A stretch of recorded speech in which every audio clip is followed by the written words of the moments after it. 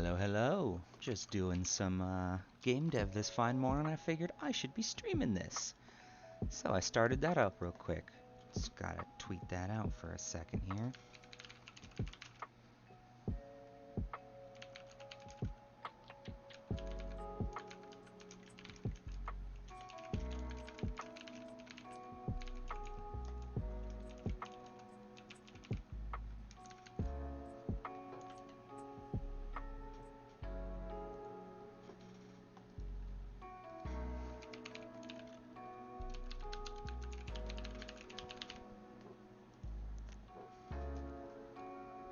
Woohoo!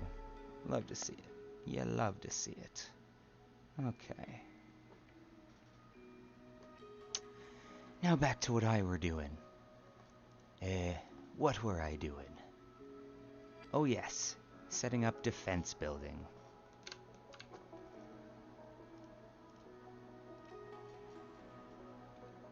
Okay. So we got this nice little build button.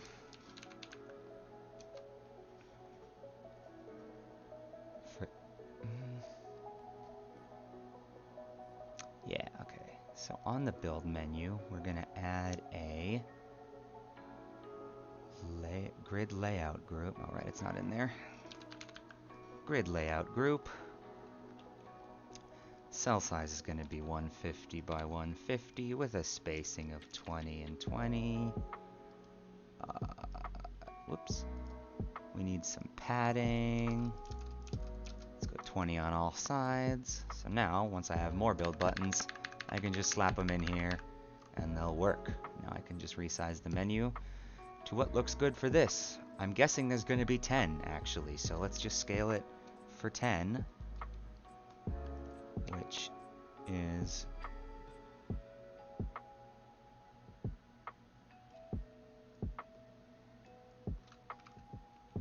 $870, I guess. Yeah, checks out. Let's see, 300, 600, 750, so 770, 790, 8. It's around there, something like that. I could do the math just by checking that, saying, yeah, it goes down, so it's obviously that. Okay, don't need these since I'm only planning on having 10, and then I'll leave this little bit of space down here. This will be like a description window type deal. In fact, actually, I should create empty here and have this be buttons. Copy the grid layout group, put it on buttons, remove it from here, make buttons the size of this whole thing, or more specifically, let's see, 150, 340? God, I can't type. 340. I don't think that's right. So wait, these are 150, and they have a spacing of 20. Oh, I wasn't taking... Oh yeah, so it should be 20. 20. Oh yeah, so it's 360. Duh. I was forgetting one of the paddings. Alright, so height of 360. Make sure it's positioned correctly. Perfect. All the build buttons go under here.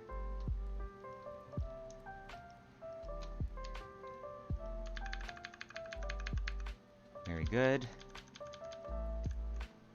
And then we also have a...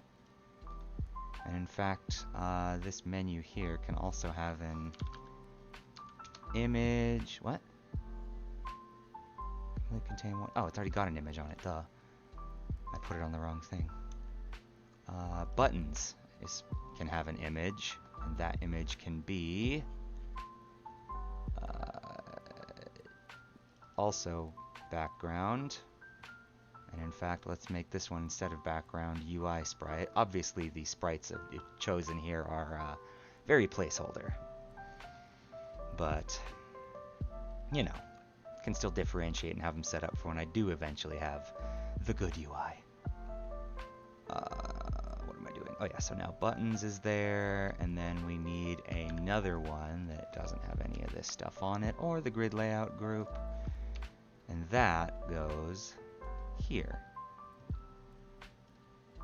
Alright, so then I can throw a big old description box for the highlighted tower in there, but I don't feel like doing that quite yet, so I'll just set this button up for now.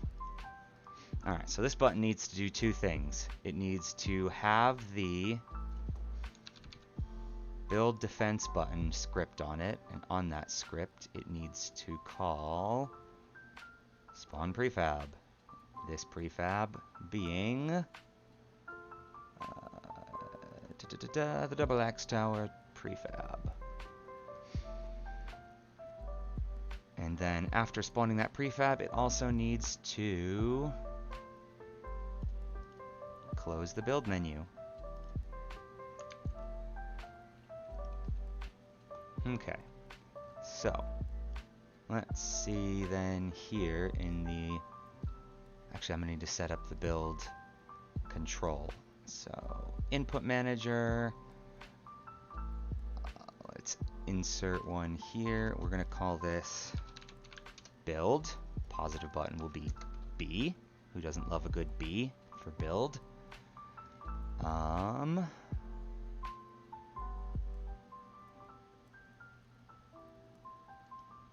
Okay. Brain spacing. Player control. I need the player control.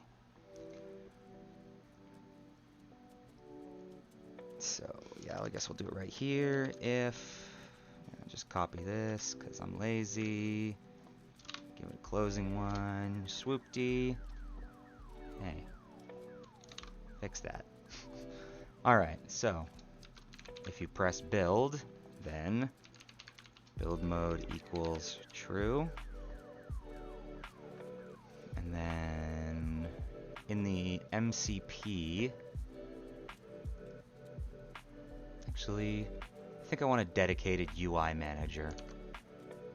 So let's go ahead and make one of them real quick so the MCP doesn't end up getting clogged up with a bunch of UI stuff.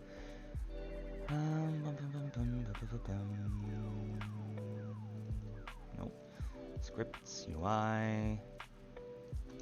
UI manager.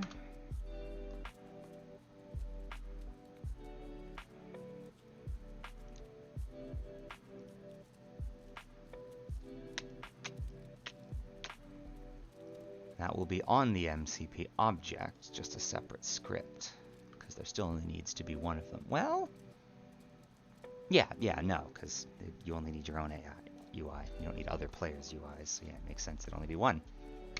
Beautiful. Okay. Let us go ahead and have a public game object build menu.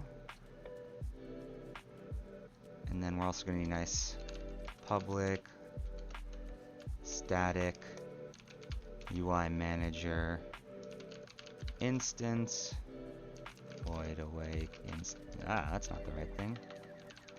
Instance equals this. Okay. And then back here in the old player controller, where to go? Alright, so build mode sets to true, which is what stops you from like attacking and do other things because you've got a window open. That's kind of awkward. And then we want to say UI manager.instance dot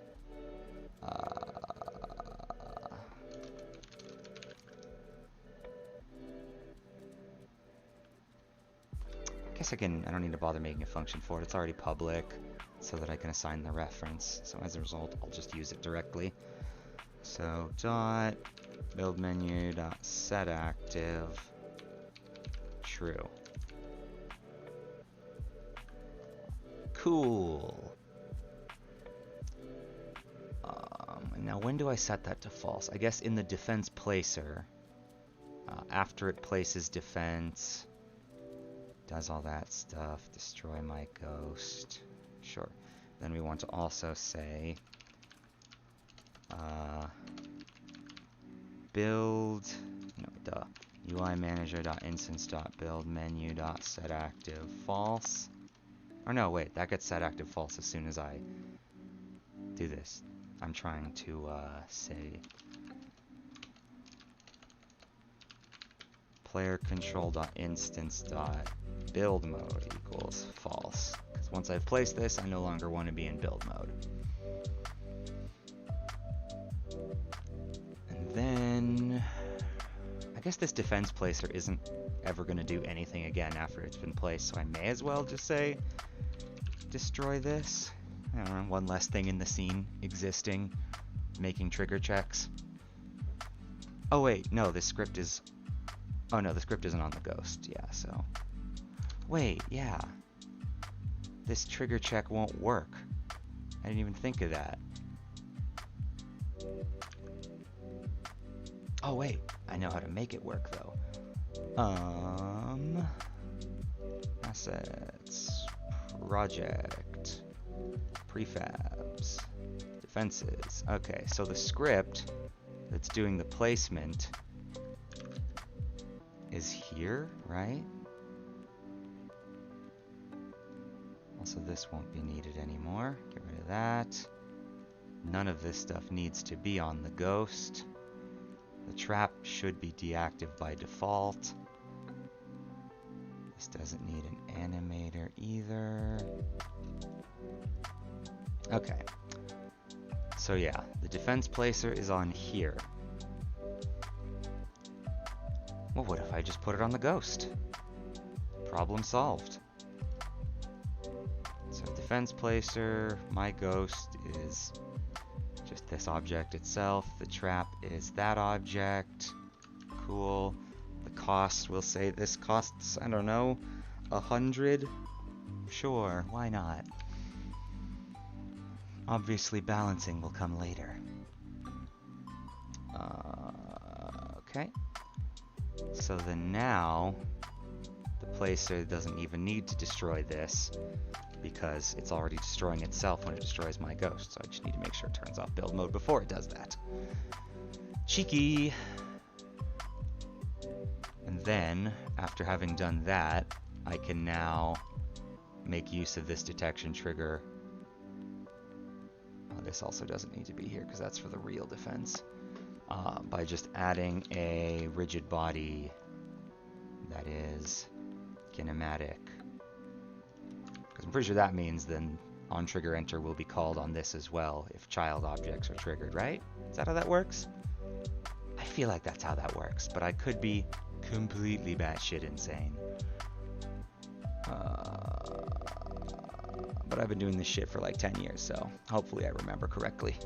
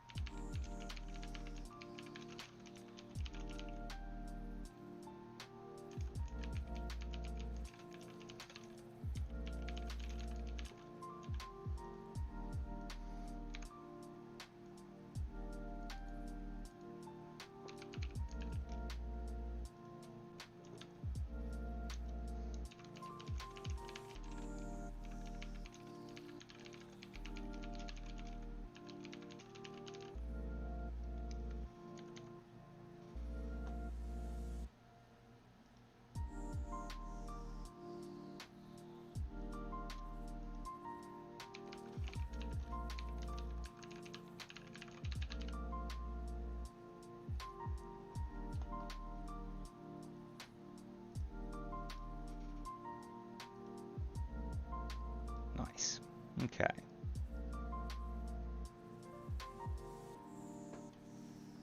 Back to it. I have too many damn windows open. There we go. Bit better.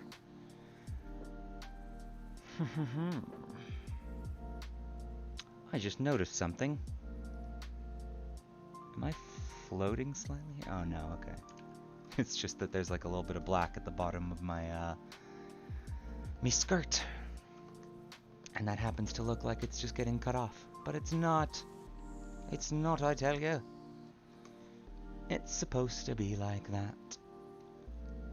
Alright, so what the hell was I doing? Done gone and got myself distracted. Which, I guess, you know what that means. Should probably be taking my meds for the day.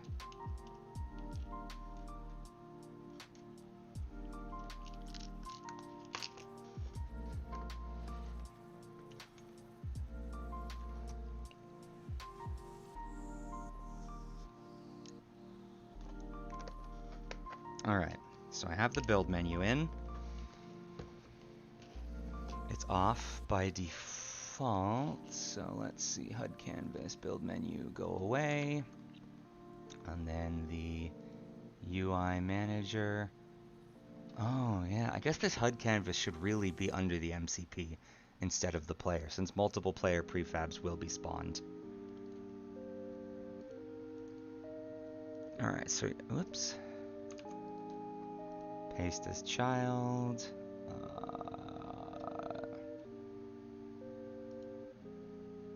And I guess we'll just, oops. I guess we'll just delete it from here and hope that doesn't break any and everything. Did this have a reference to it anywhere? I don't think it did. Nope, yeah, nothing was actually doing it yet. It just has a reticle in it, or just had a reticle in it. Now it's got a build menu. Okay, so MCP build menu, peachy. So if in player control, I press B, turns on build mode, does that. I'll need to unlock the cursor.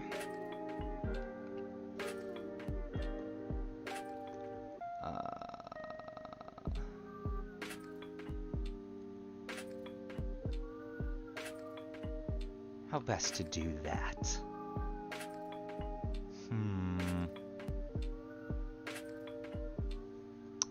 Yeah, this is a decent way to do it. Alright, let's say, let's get this out of here, get this out of here, this. Alright, so MCP, we are going to have a public int menus open, just in case there's ever multiple. And then we can do a void update if menus open greater than 0 and cursor dot lock state equals cursor lock mode dot locked.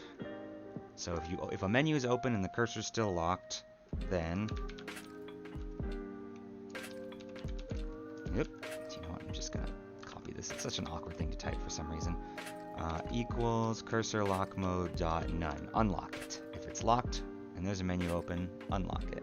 Music, be quiet, too loud. Catching my attention, which is the opposite of what I need when deving. All right, and then the same in reverse. If the number of menus open equals 0 and it's currently not locked, then lock it. So now in the UI manager, then, in fact, you know what? Rather than an int, let's make this a list of game objects. And then instead of that, we can say dot count.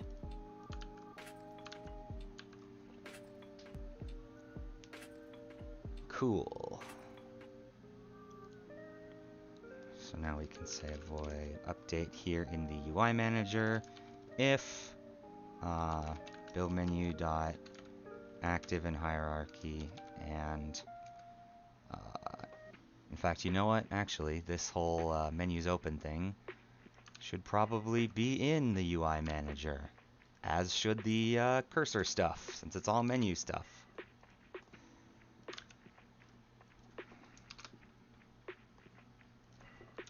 Let's fix that. Okay. So, if build menu dot active in hierarchy and menus open dot contains, sorry, does not contain build menu, then menus open dot add build menu. So once this is enabled, add it to the list, and then just do the same for when it's disabled. So if it is not active in the hierarchy and is in the list, remove it. That'll be useful if we ever, for some reason, need a list of currently open menus, which would not surprise me. I've needed it before. So this can serve double duty later. Huh.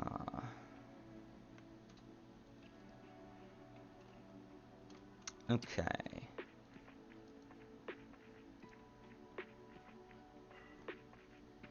Now then, is there anything else I need to do?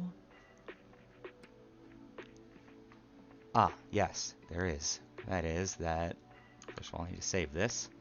Secondly, in the player control, I need to turn off mouse control while a menu is open.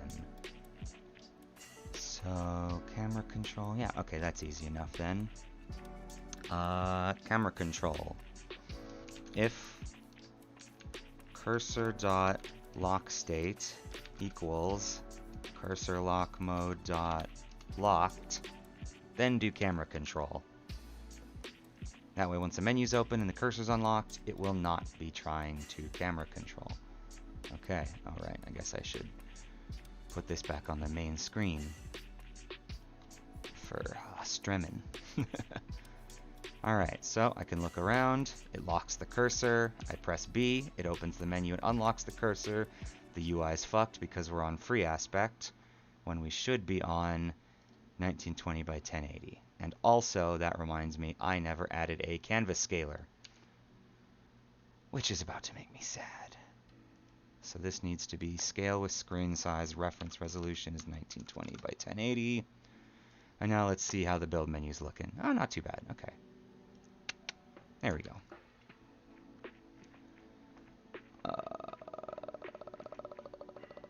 Yeah, I guess that's fine. Alright, now game, play. I got the black bars going for that true cinematic experience. Alright, boom, build menu. I need to add like a B again or escape to close it type deal, but double axe tower breaks. What broke? The reference isn't set on script line 25 of build defense. No, wait, of what? Defense placer. Oh. If blocking objects dot contains other dot game objects. Ah, right, because this hasn't been. Equals new list game object. I hadn't initialized that because it was private. But that doesn't explain why it didn't spawn the oh, right, because it's not being placed. Duh.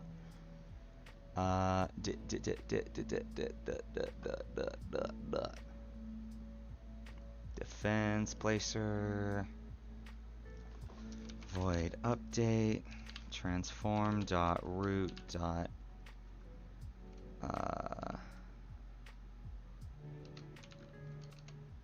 dot position equals MCP dot, shoot, where is that? Is that in the MCP? No? Where's my reticle marker? I didn't put that in player control, did I? Maybe I did. No, where the hell is the reticle? Oh right, it's its own script. Duh. third person reticle dot instance dot aim marker dot position. Cool.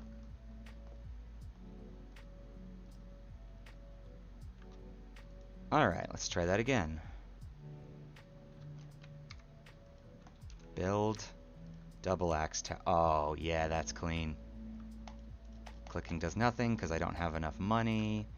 Now if I go to the MCP and give myself 200, clicking still does nothing because I never set that up to be triggered. Ha! Oh, silly me. Okay. If input dot get key down. Wait, don't I? Oh yeah. Okay. So I guess we want valid placement equals blocking objects dot count equals 0. Cool. Let's just put some nice fluff parentheses around that. So placement will be valid if blocking objects dot count equals 0. So now if input dot get key down attack, because it's just left click, then oops, okay, attack and valid placement. Wait, isn't the cost checked here too? Oh yeah, why am I checking that all in the place defense? Ugh, gross. Alright. And I have enough money. Just get all that out of there.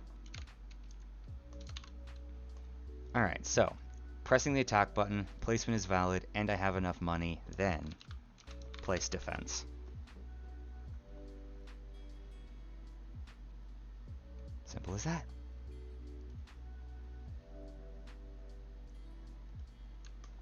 Build, double axe tower, something's broken, attack is unknown?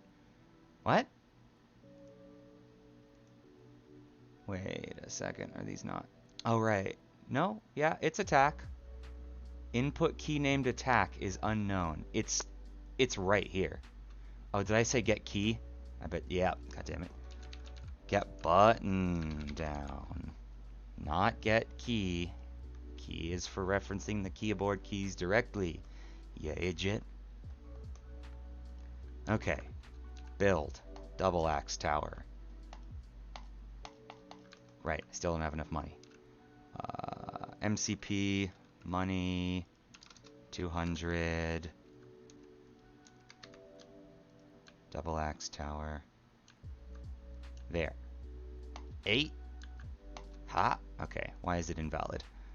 Let's see. And why is there 2? Why is there one way the hell up here?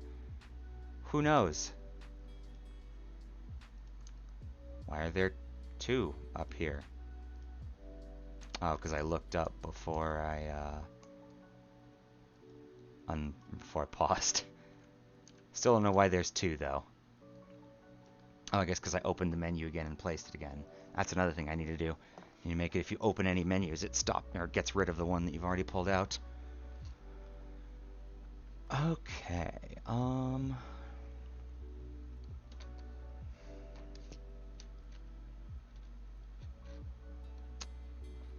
In fact, I can think of no, actually that won't work.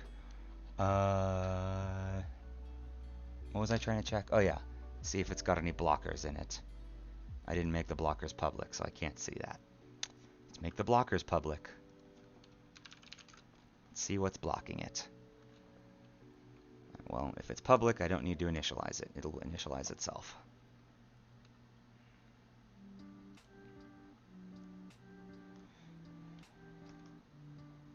You know what? Just so I can stop having to do this every time, let's just give myself some starting money. Okay. Build double axe tower. Pause.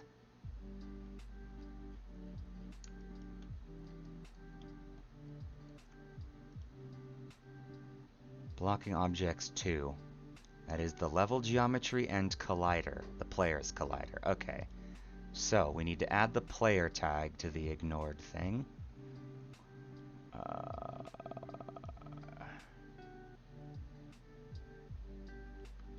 I guess we don't need to add the player tag. We kind of don't want the player to be able to build things on themselves. But we do want it to ignore ground. So let's just add a tag here. Ground. Grant that tag to the ground. And then in the double axes ignore tags, we want to ignore. Did I capitalize that? Yes, okay. Ground. Also, this whole... I guess I do want this whole trigger to be the detector, because if you could put them right next to each other, then their axes can clip through each other like nobody's business. And that could look a little bit silly. Which means then I guess I do want it to ignore the player, because otherwise you can only put them really far from yourself. Yeah, I'm always in favor of letting the players screw themselves over if they want to. As long as it's clear what'll happen. And I would say having a big tower ghost on your character that you're about to turn into a solid tower. Pretty good job of telling you what's about to happen. Also, none of these need to have colliders, because this is fake. It's all fake. Wait, the fact that that still had a collider makes me worried that the real one still has a collider on that too.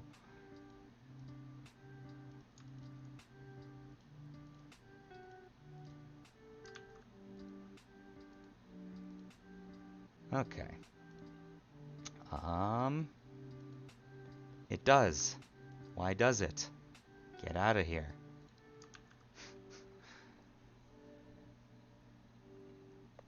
Alright, that should do, I think. So now, build, double axe, there. Oh, that's clean. Wait, why can I stack them like that? Whoa. Well, they're working.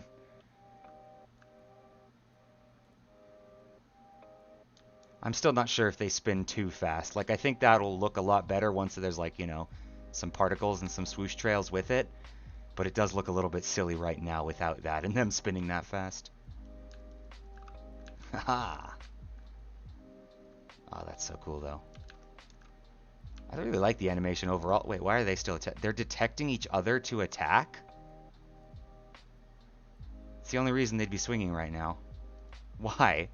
Why are they doing that?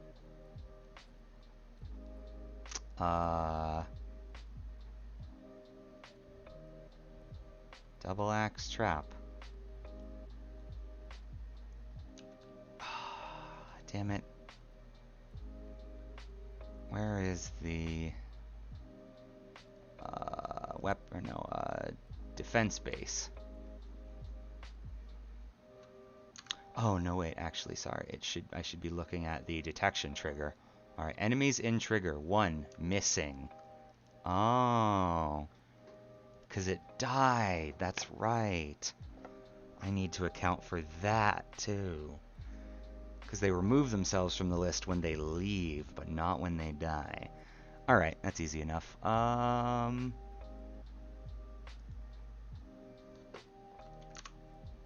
Let's just... Shit. Scripts, defenses... Defense AoE trigger. Okay.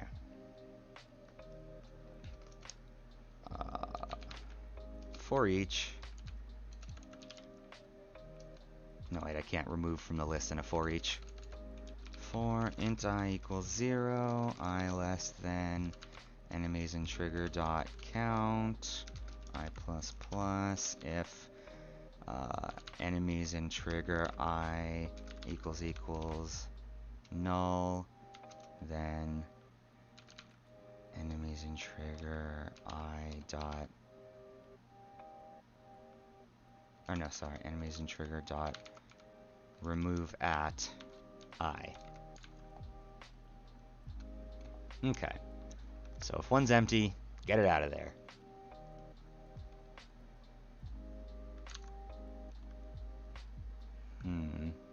Is it too expensive to run this every frame? Like, I probably don't need to, but I don't imagine it costs too much. It's one of those things. Yeah, you know what, here, I'll just add a little tag like I usually do for things like this where I'm not sure. Opt for optimization. Cool.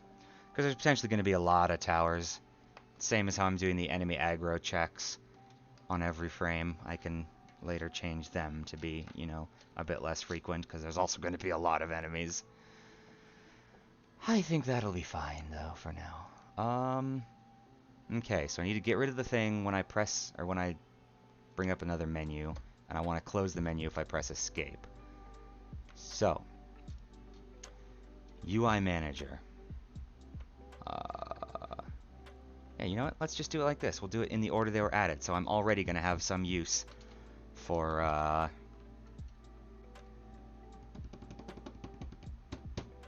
that list of open menus. So we are going to say if input.getKeyDown, not key, get button down. And we'll just call this menu.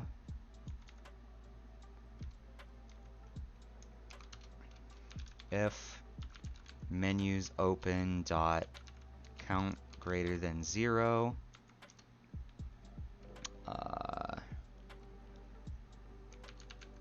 menus open dot, or not dot, menus open dot count -1. So just that'll just select the last thing in the list. Dot set active false. And then because the thing itself here checks to remove it from the list, it'll be removed from the list just by setting it to false. Booyah! So now if I have multiple menus open, I can just tap escape to procedurally, one at a time, go through and close each of them in the order I opened them. Clean. Love a good implementation like that. Love it. Okay, and then else, I can just open like a little main menu thing here if I add one of those eventually, which I obviously will. Add some brackets in case I need to do more things in these. Okay, so now I need the defense placer to destroy itself if I press, I guess, build or menu. Yeah, that'll work. Okay, we'll just copy this. So if I press menu or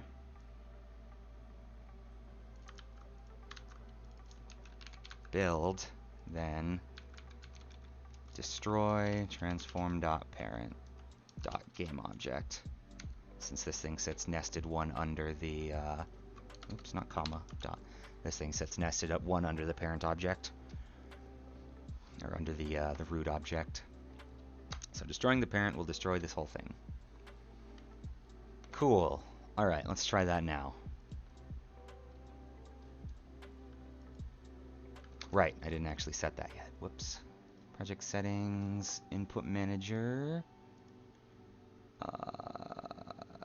Let's just add a thing here. We'll call it menu, and it is probably already bound to cancel, so maybe I should just be using cancel. Yeah, let's use cancel. Because that's, I can't get rid of this because it's needed for some of the base UI functionality that I'll want if I add controller support. And so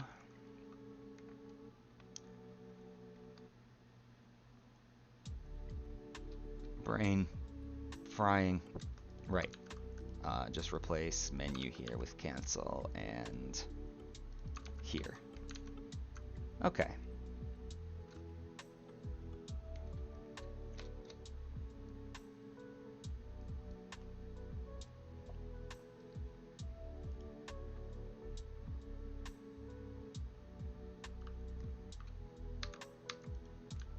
All right, build. Escape closes it. Nice. Double X tower. Pressing B again. Got rid of it. Pressing escape gets rid of it. Very good.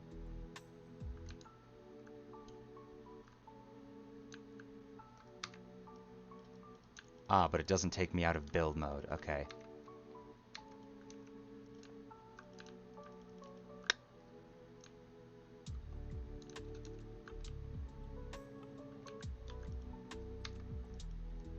Yeah, okay, so I still can't attack. Alright. So then, I need to also make sure that in this thing here, brain defense placer, before destroying myself, player control.instance.build mode equals false. Cool, that should do it.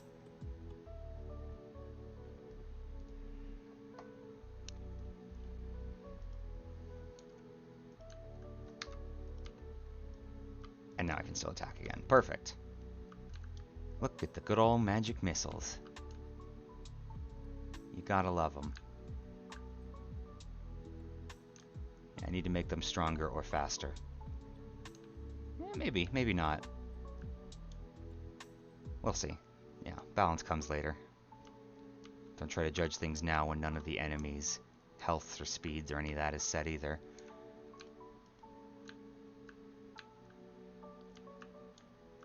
Yes, gather round, friends. I've hit you all recently.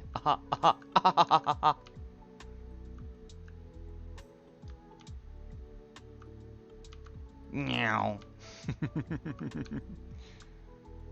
One more for the road. I'll just kill him myself. Alright, yeah, and it properly took the dead ones out of the list and stopped attacking. Good. And now they go start womping on my base. Or at least they're supposed to. Why are you not womping? Why are they still trying to run up on me like they're full aggroed? Okay, there we go. Now some of them are attacking. It's weird. Whatever. Not my priority right now. Okay. What is my priority right now? Let's check the old design document. Added buildable defense. Set up base damage. You know what? Let's add a money UI first. In fact, let me just list that. Add money HUD. Actually, shoot. Let's just add HUD. Let's get a health bar too. Why not? Okay. HUD canvas here. UI image.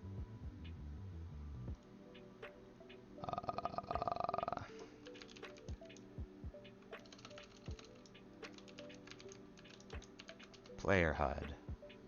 I guess now that this canvas isn't just for the HUD, I should rename it to just UI canvas.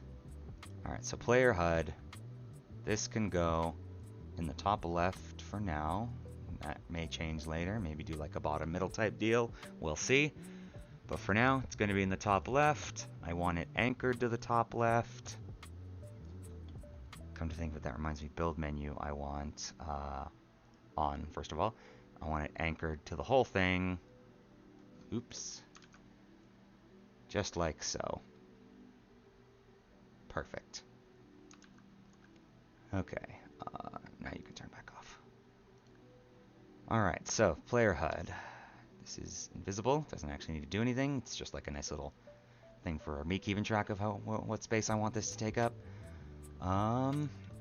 And then I guess since it's going to be multiplayer, we'll need something for other player HUDs too. So for now, we will just do like this kind of thing. I'm probably going to leave it as 2-player max, so I'll just add like a second one here.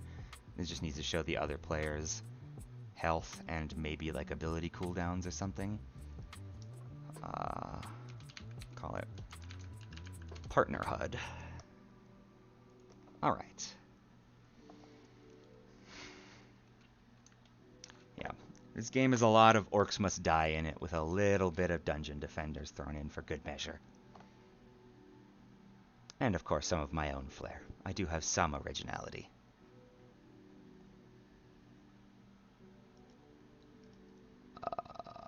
Okay, so in here we want a UI image. We'll call this health bar. This can go like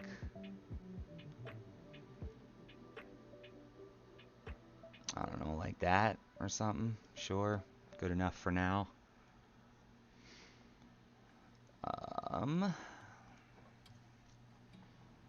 We don't have mana to worry about. I mean, like, there is going to be mana, but that's like the currency. So like, you don't have like a mana bar or anything, or a stamina bar. So I guess all I need up here is your health bar, your money, and then ability cooldowns would probably make more sense to have in like bottom middle or something.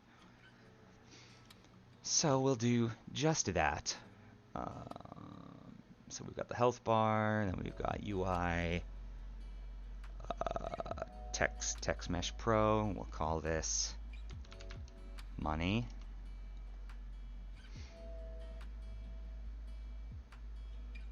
Line it up nicely with that and there. All right, health bar, let's make you red. Money. It's actually going to be like mana stones, since this is... I'm trying to go for a generic isekai world vibe with this, and they fucking love their mana stones in those. So we're just going to make this blue. Lighter blue, darker blue. Let's go with a...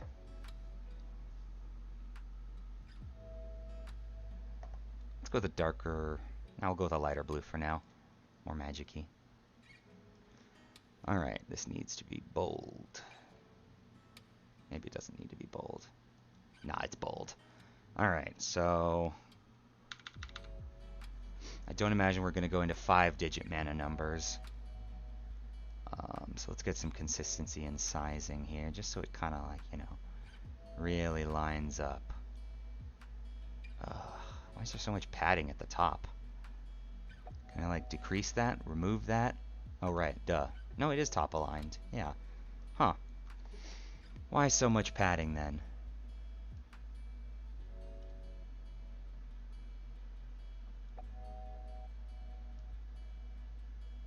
And why can you even do that? Why can you escape your borders? Auto size? Oh, hell with it. It's auto sized. Fight me. Okay.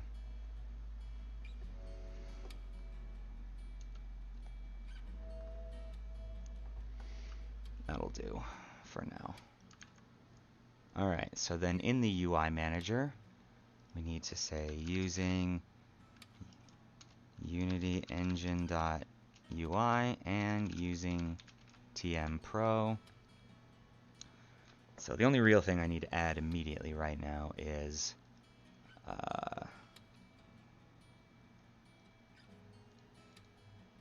let's get a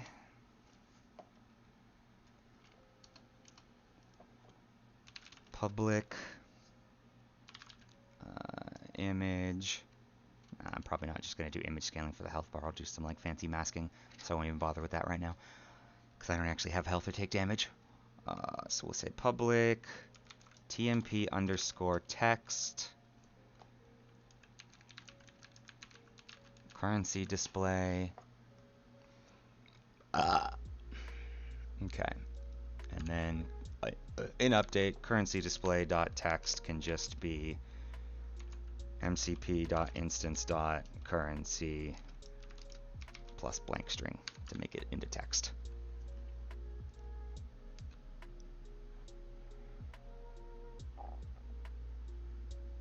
Money. There we go. Now I have 500 money, 400.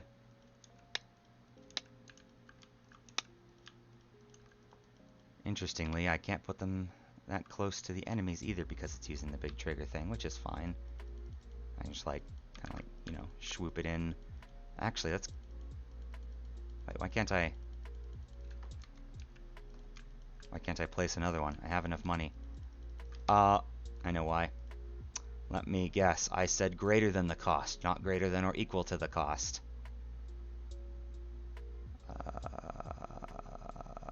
Yep, of course I did. Silly me, but also good on me for at least realizing immediately what was the issue. Okay, great. We got us a little bit of a money UI just so I can see that. Alright, so set up base damage. Yeah, that's easy enough. Base. Base is under attack. Base is under attack.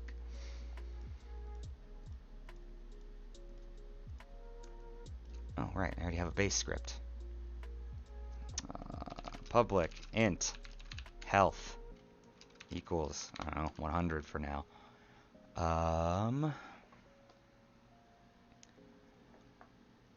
Okay, now I just need to remember how the enemy's hitbox things detect shit and do damage. So that is enemy melee hitbox. If other... Okay, so if it hits something and that's the player, do that. Then I can just do this. You are tagged base. Good on me, already having that tag ready. So if it's tagged base, then print hit base.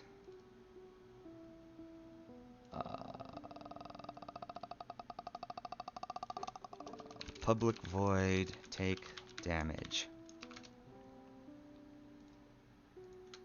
Int damage. Don't need a semicolon there. Alright, so yeah, I can pretty much just replace player status.instance with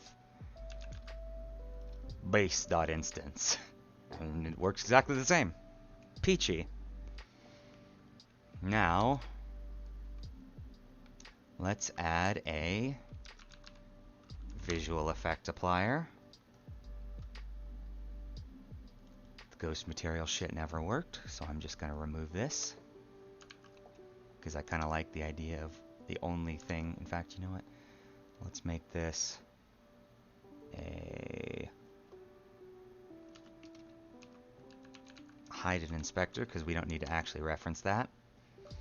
Yeah, keep it as clean as possible. The only thing we'd ever need to do with this is put in any renders that we want to manually ignore.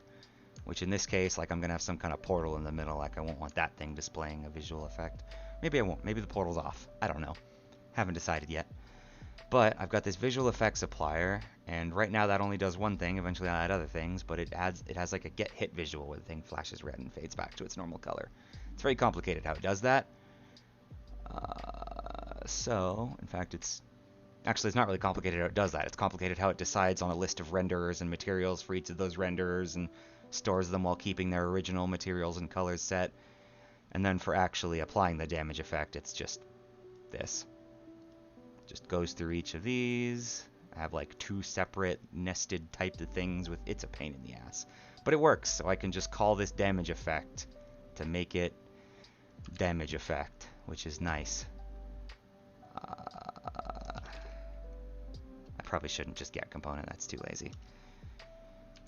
Visual effects applier, myFX, awake, myFX equals get component. Visual effects applier. There. Alright, so now myFX dot play damage effect. Boom. Easy peasy. Let's see if it works. I'll need to add some kind of UI for the base health too. Maybe I don't. Maybe it can just be a health bar over it, like Dungeon Defender style. Nah, these maps could potentially get somewhat big, and it could be a pain in the ass to know that. So...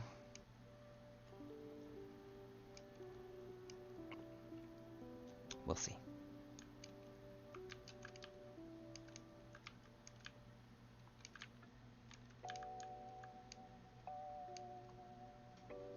Come hither, my friends, my orky friends. Walk with your goofy animation that just came with the orc generator pack. I'll make some better animations for you eventually, I promise. But first, magic missile! Fuck off. Get back to where you were going. Yes. Enter the Womp Land. Womp my base with your meaty cleavers.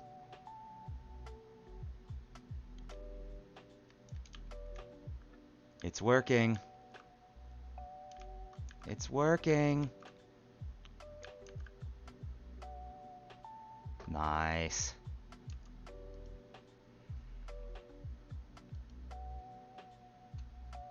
Ah, really need to fix this sliding. Character slides off slopes too hard. Shouldn't be at all.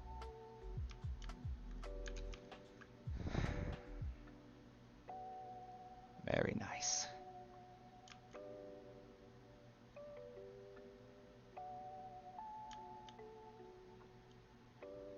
Oh, actually, I know what I can do to fix that. Player. So right now, the player uses a physics material called Slippy, so you don't awkwardly get stuck on things when you jump against them. But I can just set it so it's only using that wall in the air. Maybe?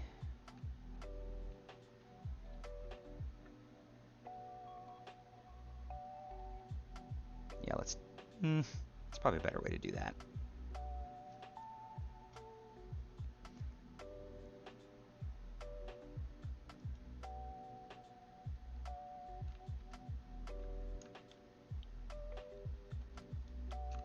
How is the best way to do that? Nah, I'll do it. Do it proper. Well, I don't know if this is proper or if this is a lazy way to do it. I guess we'll see how it feels. Public collider, body collider. Let's just put it above there. Keep the public ones and the non-public ones together, I guess, for cleanliness sake. Alright, and then... if grounded, body collider dot physics material equals, and I guess I'll also need a reference to that. Physics material body mat. You know what, maybe instead of just making it none, I could do a separate one for when you're in here. So yeah, I'll just make it an array for now. Call it body mats. So say if you're on the ground, it equals body mats 0. And then if not grounded, then it's body mats 1.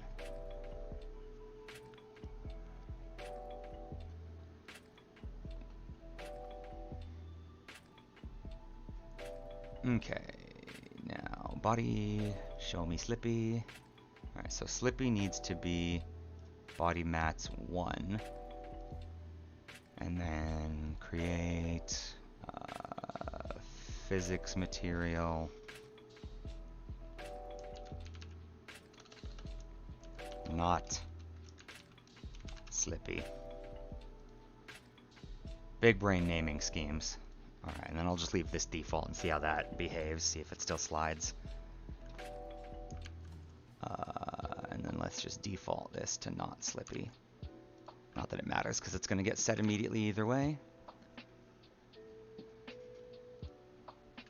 I didn't assign the body collider.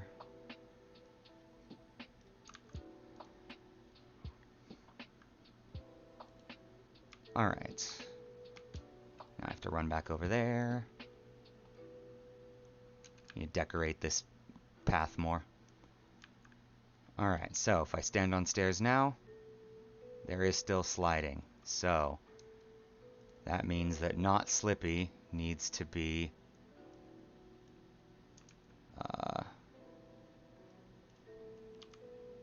I don't really know how these work, honestly. Let's just call it that. That looks pretty unslippy. Let's get the player back where they belong at start.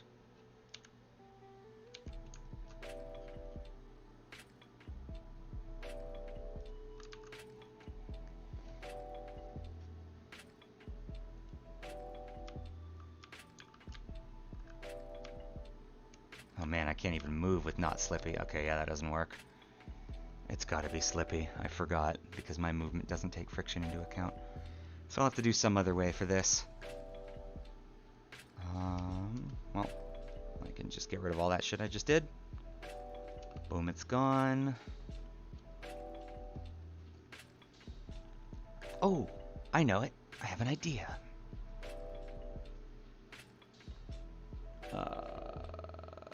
But first, my brain. Alright, these can go. Instead of any of that, in fixed update here where physics stuff happens, we can say if, actually I guess we want to do it where movement is applied, which is all the way down here. Alright, so this is all the velocity shit. So now, before this, so I want my body.velocity.y to be maintained unless I am standing on the ground and trying to move downwards.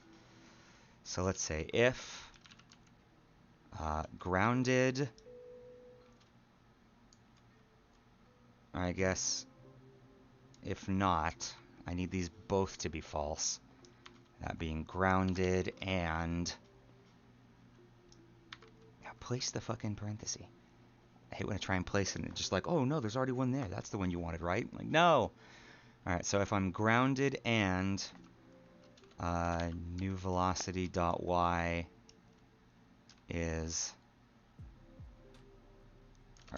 and my body.velocity.y is greater than or equal to 0, then, no, less than 0. Yeah. If I'm on the ground and my velocity is less than 0, I don't want to do this. So as long as that's not the case, then go ahead and maintain new velocity. Now, you know what? Let's just do this always as usual, just to keep this simpler to wrap my brain around. Get rid of the not. So just if I'm on the ground and my body.velocity is less than 0, then new velocity.y equals 0. Cool, so now I should not be able to move downward as long as grounded is true. Or at least it'll move such an infinitesimally small amount it won't matter, because, you know, it still has to go down slightly to detect that the velocity was downward. So I can still move just fine, everything here is all working. But if I stand on slope, I am still sliding somehow.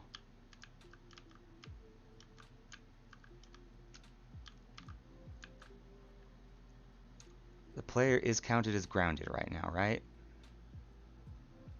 Yeah, I'm grounded, and my vertical velocity is negative stuff. So y then is,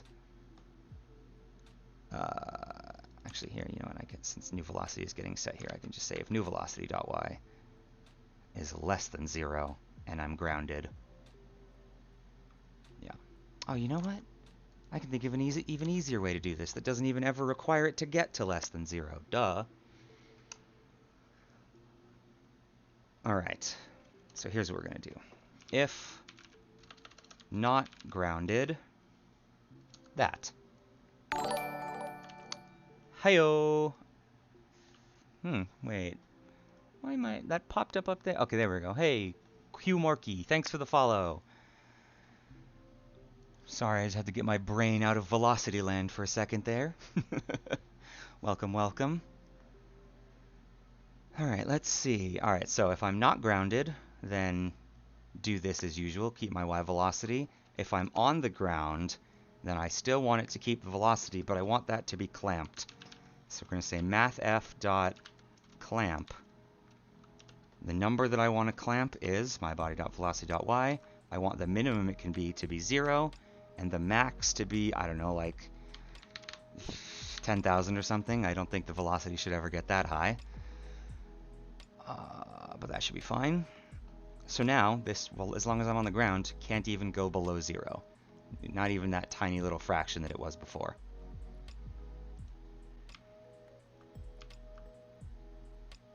And yet somehow I'm still sliding.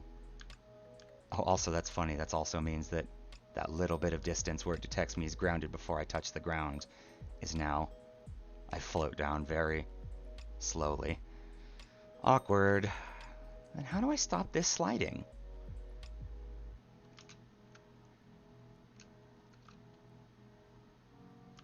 Yeah, that sinking is too awkward. It's too noticeable.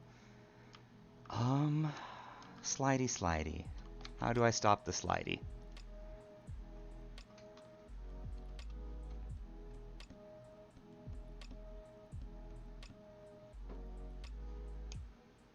I do have something that detects the slope angle.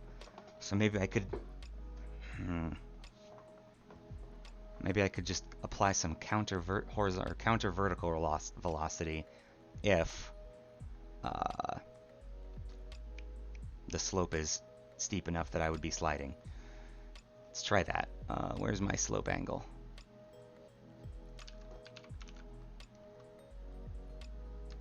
Oh, that's in ground check. Shit, I won't have access to that then. Alright, well let's just do this then.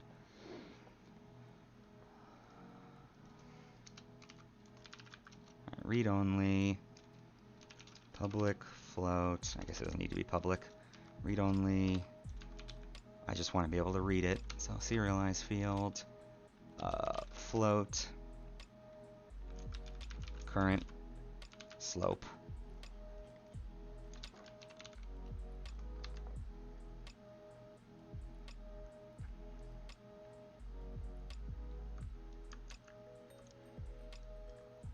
Alright, so then current slope equals that. And then I can just check current slope greater than slope tolerance. Okay, there we go. Now it's stored somewhere, so I can use it down here. Alright, so if I'm not grounded, just do that as usual. If grounded and current slope greater than, I don't know, like 5, I guess,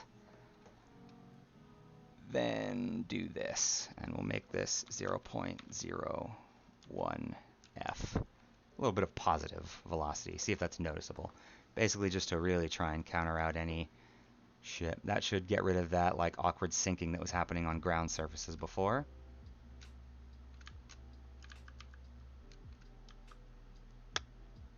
Okay, still sliding. Why? Why am I sliding?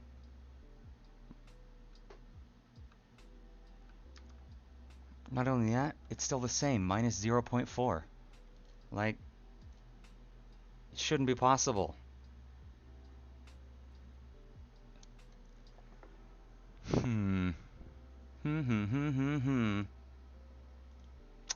Alright, well, when in doubt, hack a solution out. Let's just try increasing this number until it stops sliding and see if that feels good enough to function. Otherwise, we'll do some other less, hopefully, janky stuff.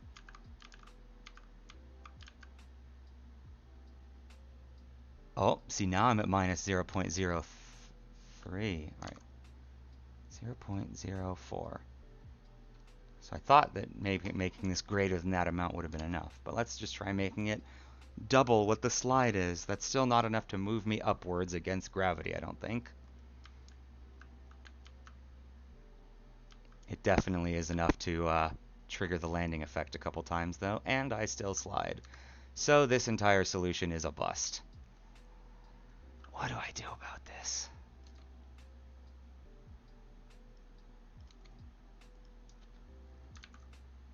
That doesn't fix anything, does it?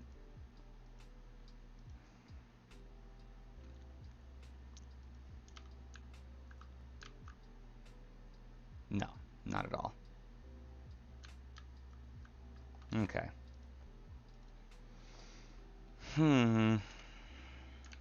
Any suggestions, anyone? Really racking my brain over how to solve this sliding issue. Let's look it up.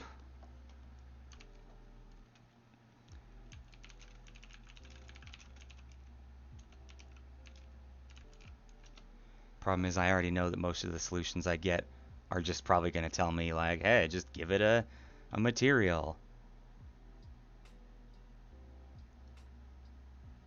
Oh, wait a second.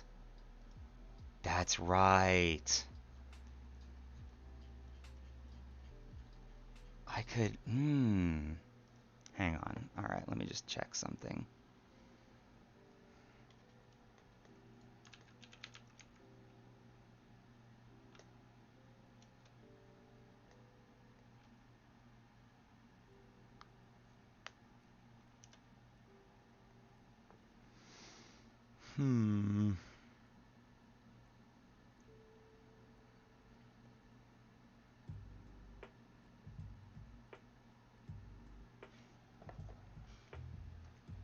Well, this sounds fancy.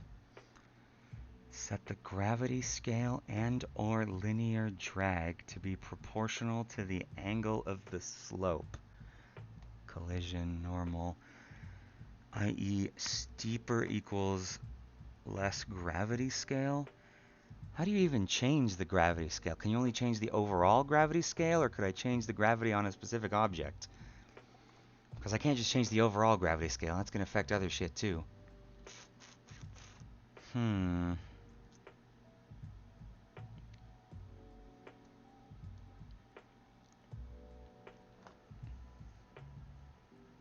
somebody posted their code here. Thank you, Bropock, posted in 2014. My hero from the past. So let's see. Okay, I have a grounded state. And use the surface normal at the contact point. I have that as a means to alter the direction of gravity specifically for the rigid body in question, but only while it remains in contact with the surface. Oh, so I have to actually be checking contact for that. Well, I'm sure I could manage that. Okay, let's see. Whew! Fancy.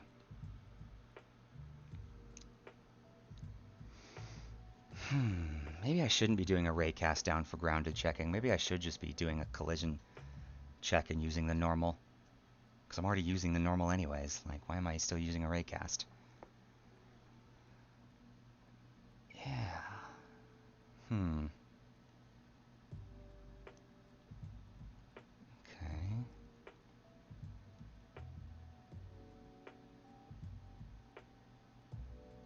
Oh, I see. That's right. You just turn off the object's gravity and apply its own. Duh. Alright. So first things first. Player. Rigid body. Do not use gravity. Project settings. Physics. Gravity. Okay. So now, the player needs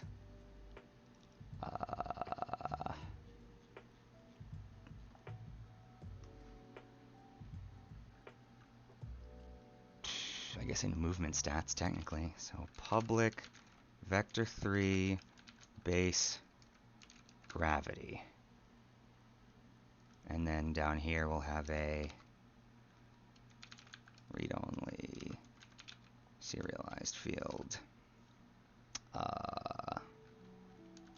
Float current gravity. Okay. So, yeah, let's change how this ground check works before I start looking through this other guy's code. So ground check right now is just doing a sphere cast down. So let's actually just change that. Oh God. This is going to be kind of jank. Okay, so void on collision stay, I guess. Oh, in fact, this guy has a nice little collision checker for me. Wait, let me read this. Let's see. Is grounded equal check grounded R collision. Oh my God, he's even got a whole ass thing for this. I don't even need to do that. Sweet. I will happily use your code, my friend. I understand the principles of how it all works, so I'm not afraid to copy paste. Instead of having to type it all out myself. Boom. Alright, so now grounded can equal that. And where's my current ground check? Yeah, this is a ground check that just returns a bool. So then, instead of using my ground check, I'm just going to axe it. Because I won't need this whole current slope thing anyway. Actually, I might even for his solution. Let's see. Alright, grounded. Alright, what's grounded normal need to be? A vector 3, okay?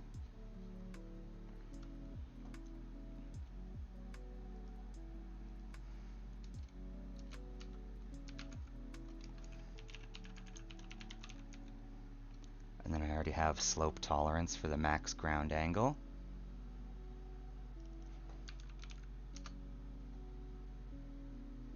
Ground normal does not exist. What do you mean doesn't exist? Didn't I just make it?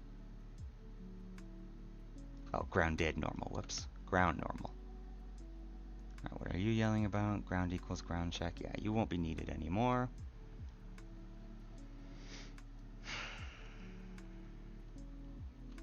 Wait.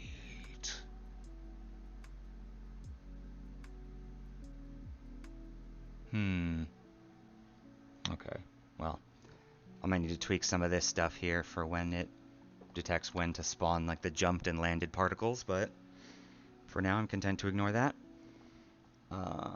Okay. Why is this yelling? Not all code paths return a value. Why not?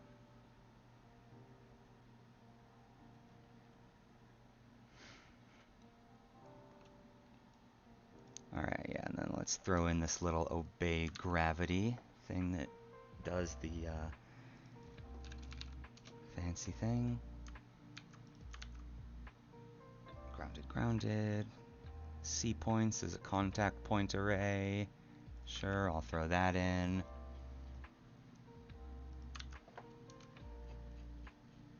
Alright. Cool. Wait. Current gravity equals physics dot gravity. Oh, you silly Willy. You need to get the dot y. I guess. Actually, no. Current gravity should just be a vector 3.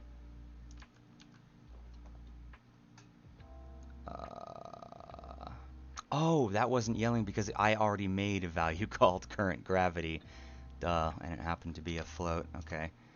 Which should have been a vector 3 even with even how I made it. Silly me.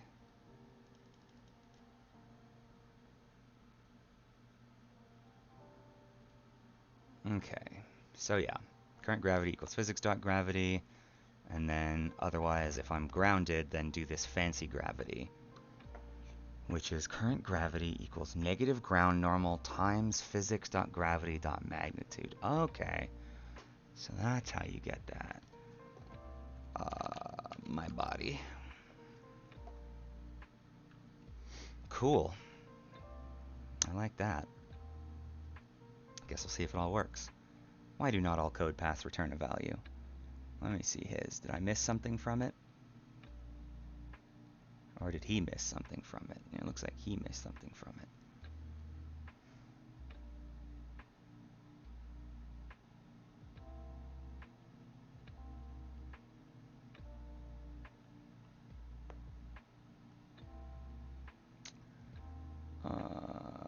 Okay. Yeah, okay. No, I didn't miss anything. I just need to add a return false at the end, I guess.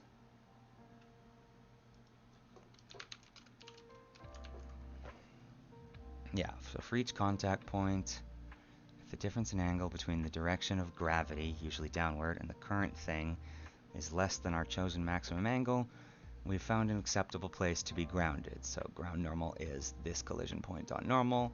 Return true, we're grounded. Otherwise, return false. Let's see if that has horribly broken everything.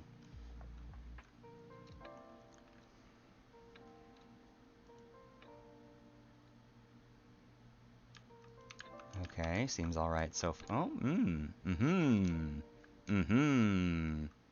Gravity does not apply to me.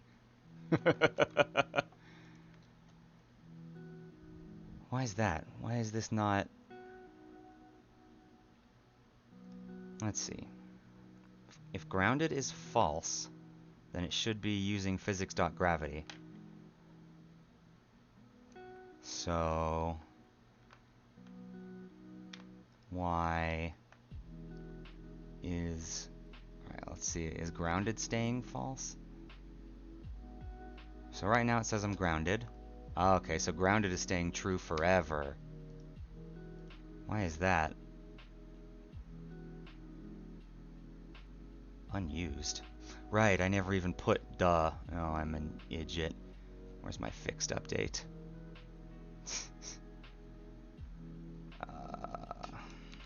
Obey gravity. I should put this over here. Okay.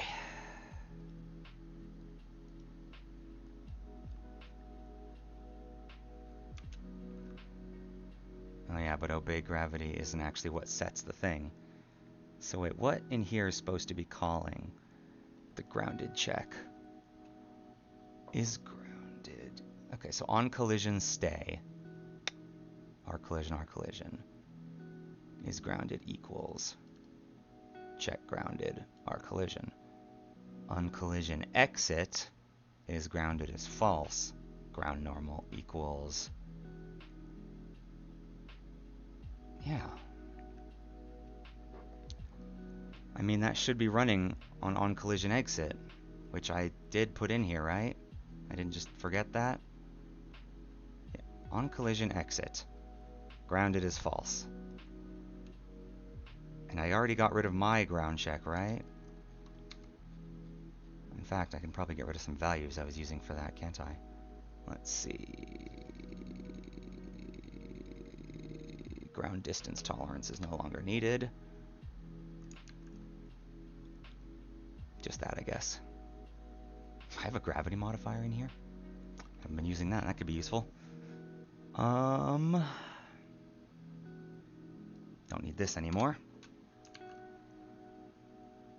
But doesn't change the fact of why. You know, let's just add some checking.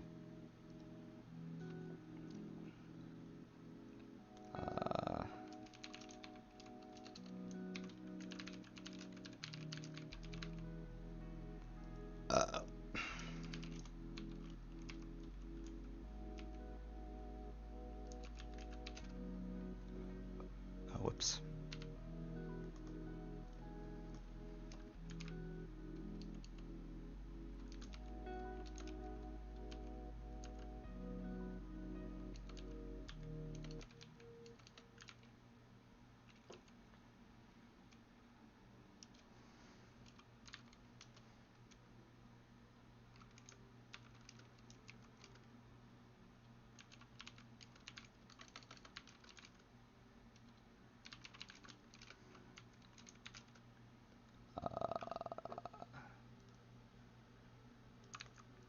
That. No? 2 arguments? Why is there 2 arguments? Plus... What do you mean 2 arguments? How is there 2? Oh, whoops. Missed the plus here. Silly me. Alright, so tell me all that shit. Otherwise...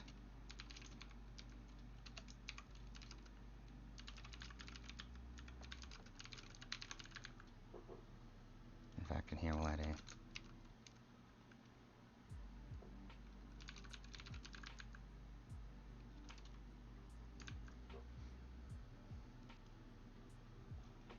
I'm grounded. No valid contacts. I'm not grounded. Let's get it a little personal. Give it some personality. Okay. Oops.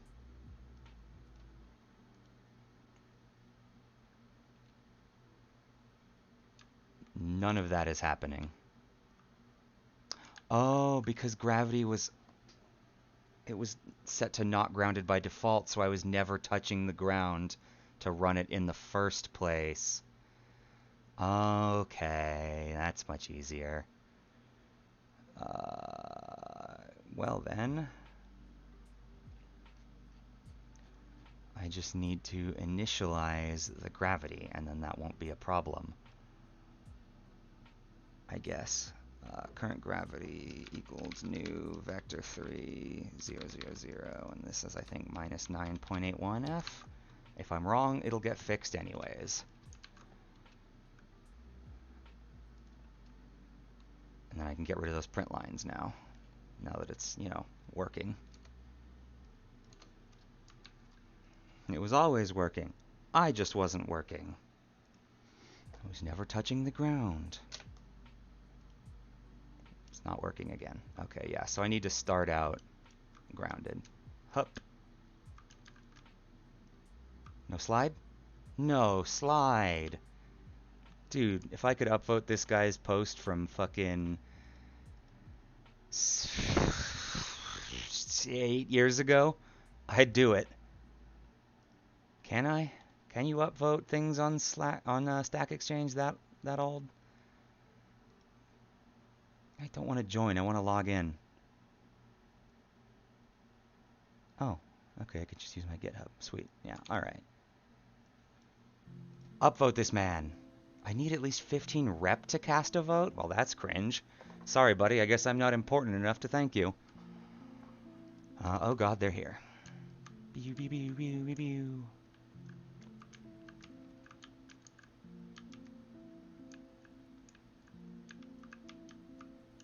Oh, interesting.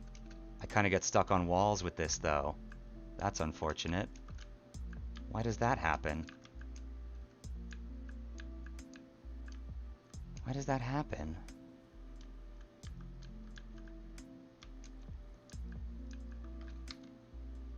You know what? Maybe I should have it find the contact point with the best one. Oh, wait. Is the character still slippery? Did I accidentally, like, remove the slippy? Aha, okay. So that was my fault. I unslippied at some point.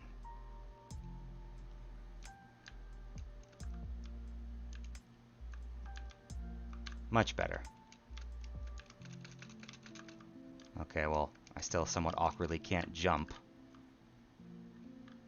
Let's see. Player.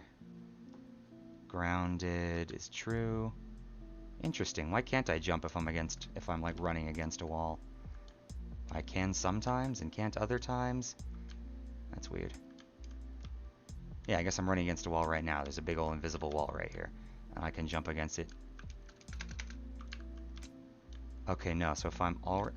Okay, it's really inconsistent. There are some kinks to work out, but overall, huge improvement. Not just sliding down slopes. Big improvement.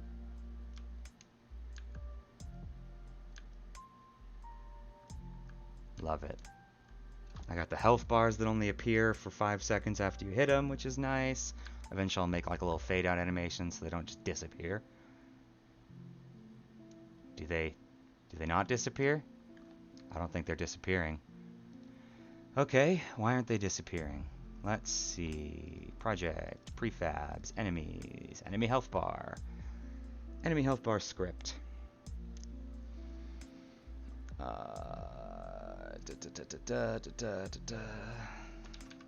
Set active. Okay. So, if display timer is greater than 0, turn it on. If display timer is less than or equal to 0, then disabler dot active self. That should be turning it inactive. Let's just look at one of these orcs and see if their thing is properly counting down.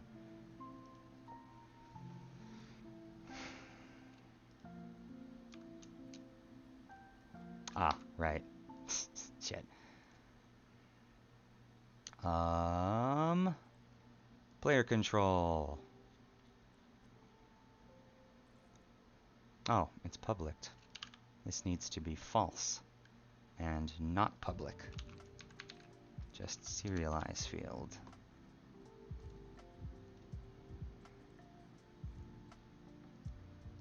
There we go.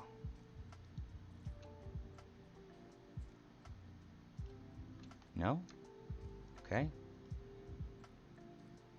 Oh, but it's still serialized, which means it's still going to be changed to, yeah, I have to fucking read only it real quick, change it, and then read only it. Silly me. False. Save. Undo that. Save. There we go. Alright. Nice.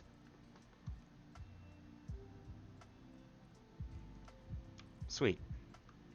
Now I hit the ground properly. Alright. You, orc.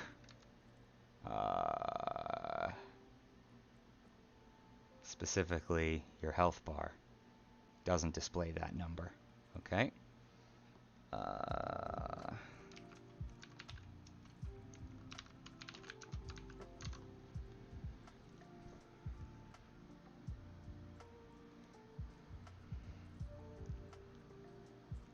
Melee enemy, health bar. Run up on him.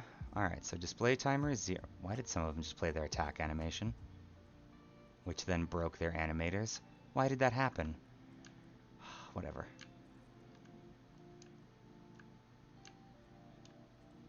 Ah, display timer is not ticking down. Okay, why?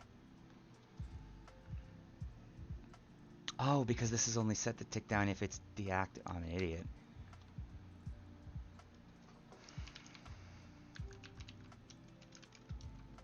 Alright, so I need another one there that just only does that if the display timer is greater than 0, even if it's, yeah.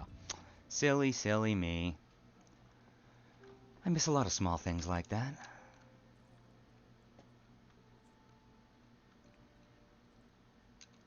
What is this a shadow of? Oh, I think it's a shadow of the sphere that I have tracking the position of the sun. I think I forgot to turn off its renderer. There's a very rudimentary day-night cycle involved, just for looks. Hey, okay, there we go, that's better. So we get health bars, and then the health bars fade. Cool. But I still need to fix the health bars flashing with the rest of the guy, so that's easy enough. Project, prefabs, enemies, not enemy health bar, melee enemy.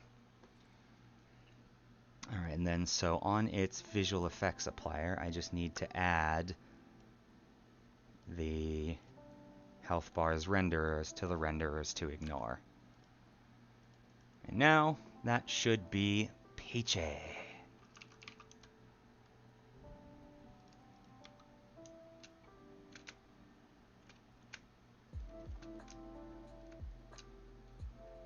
Oh yeah, I've just noticed that my jump and land particles are totally broken, so I will need to fix those.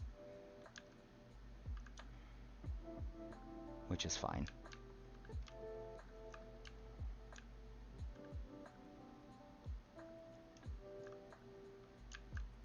Alright, yeah, so no more flashing health bars. Very good. They get redder on their own as they empty. Okay, so now fix the particles. That is here. Right here. Alright, so grounded at start of frame equals grounded. And then if they're different... Yeah, why is this checking... Why is it checking before it does that? Oh, because that needs to be... Right, okay. So this just needs to already exist. Bool grounded at start of frame. Alright. There we go. I think that'll work.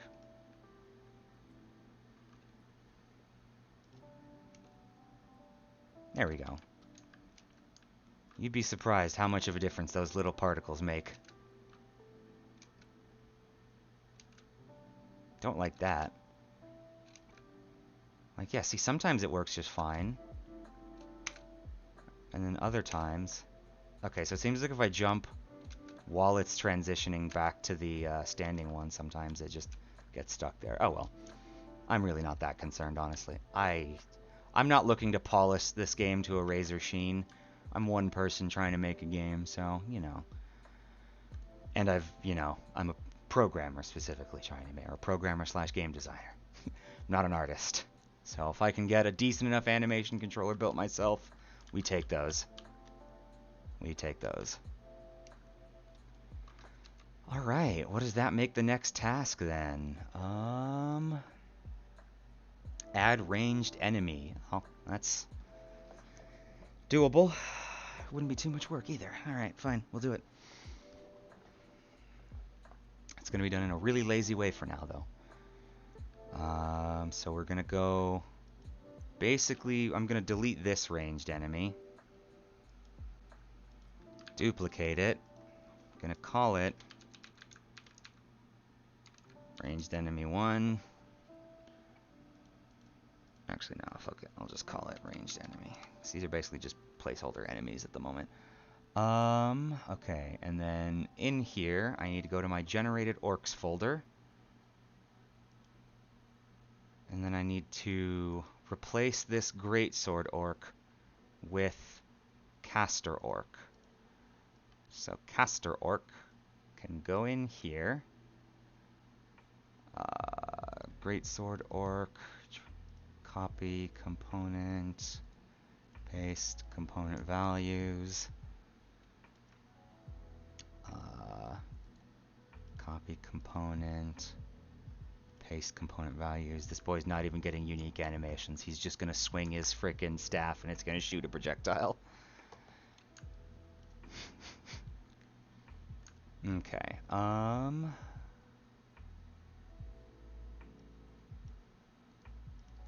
prefab unpack, that's gonna be necessary.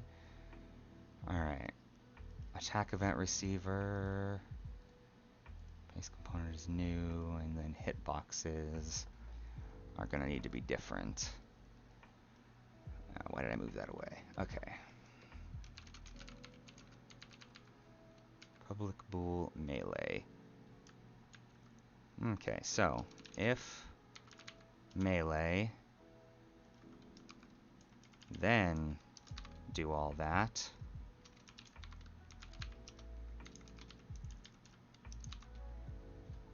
Else, aka if you're ranged,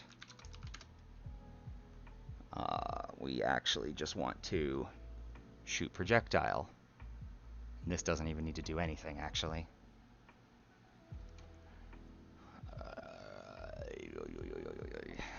Public dir brain activate game object ranged projectile.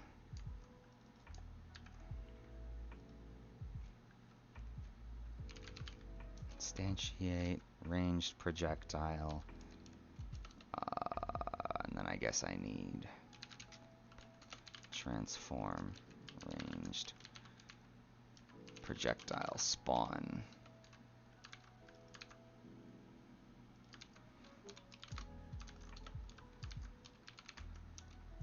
Cool.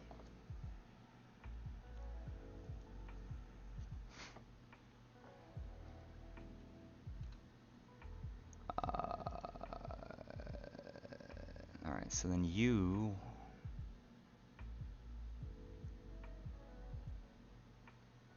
Where do you reference? Alright, so Greatsword Orc instead needs to be Caster Orc.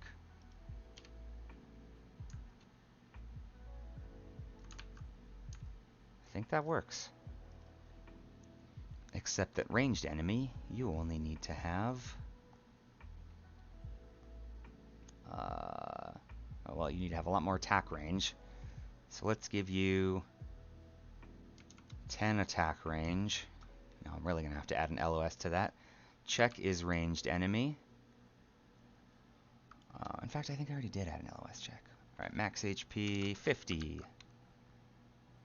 Attack frequency can be the same. That's fine. Cool. Alright.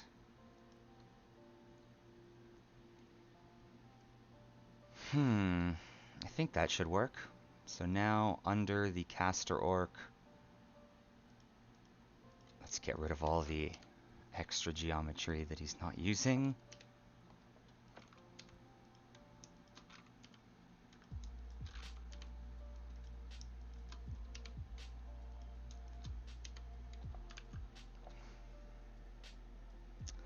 Orc rig.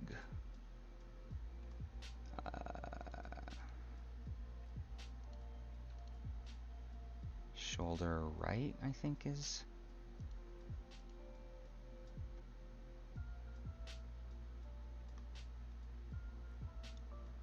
Yeah, so we'll just put it under hand R.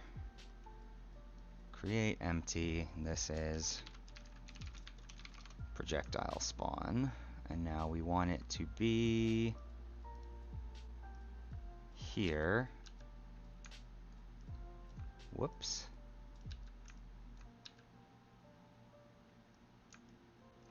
This is kind of hard to position without an object, without a visual on it. I probably should have given it like a sphere collider temporarily. But okay, there we go. Now we're good. So, spawn from there. You know what? I want to spawn from the little skeleton head. There we go. It's like it's shooting an I-beam at you. Okay. So, ranged enemy. Specifically, attack event receiver. You're the projectile spawn. And then I need to figure out how it tells the projectile where to go. I guess that's easy enough. If it's aggroed to the player, point it at the player. If it's aggroed to the base, point it at the base. Yeah, that should be fine. Okay. Yeah, that's fine. You don't have any hitboxes. You're not melee. So now I just need to make a projectile for it. And then I honestly think it'll just work. I think I already set up the range difference in AI just fine. But we'll see. Alright, so game object, 3D object.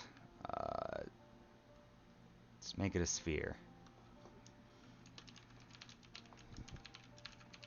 Caster Orc projectile. Adds.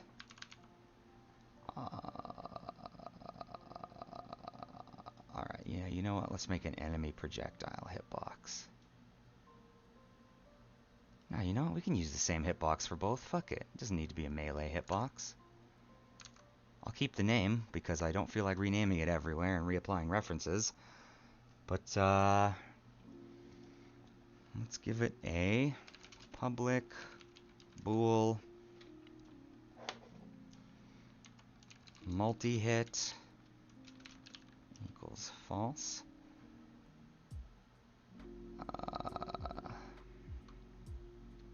So then here, where it would normally set it to false when you hit something, if not multi-hit, then set prime to false.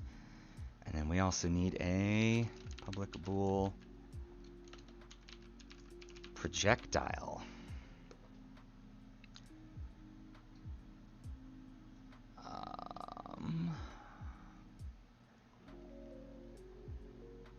Oh yeah, we need to do the same thing here.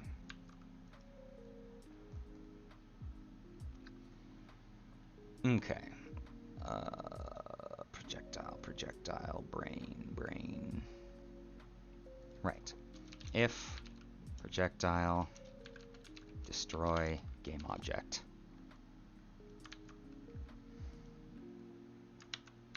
Perfect. So it's going to be somewhat jankily named enemy melee hitbox, even though it's for ranged things as well. Maybe I'll rename that eventually. Probably won't. So you are a projectile, and you can do, I don't know, fucking 10 damage?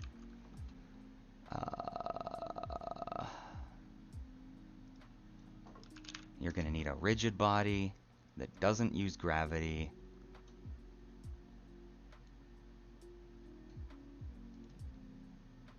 Doesn't rotate.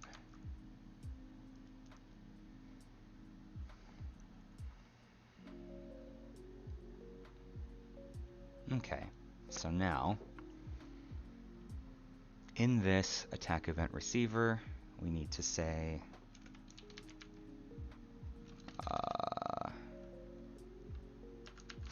enemy melee hitbox, last shot.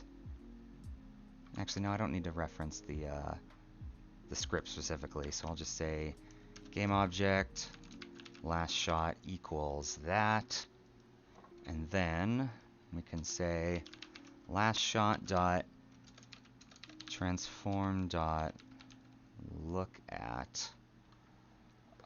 I guess this doesn't really have a reference to its enemy, does it? So it can't tell what it's looking at. Huh.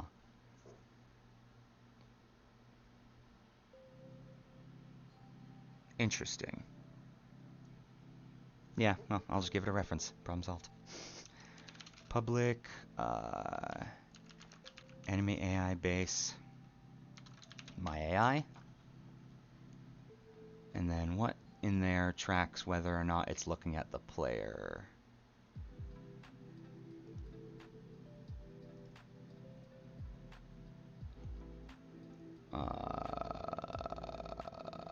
Aggro.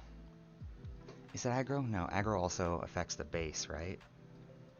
Let's see then. Yeah, hair.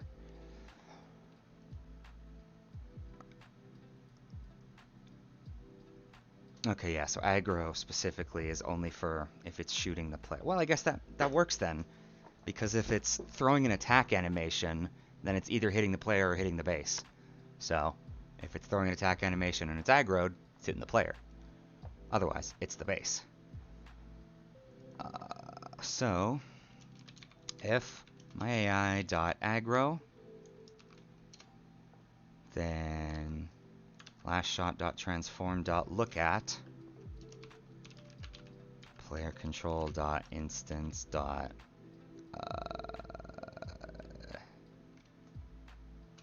transform dot position, and then last shot dot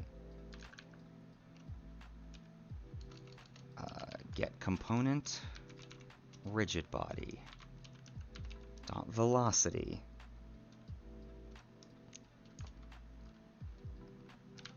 Yeah, velocity works. Equals last shot dot transform dot forward.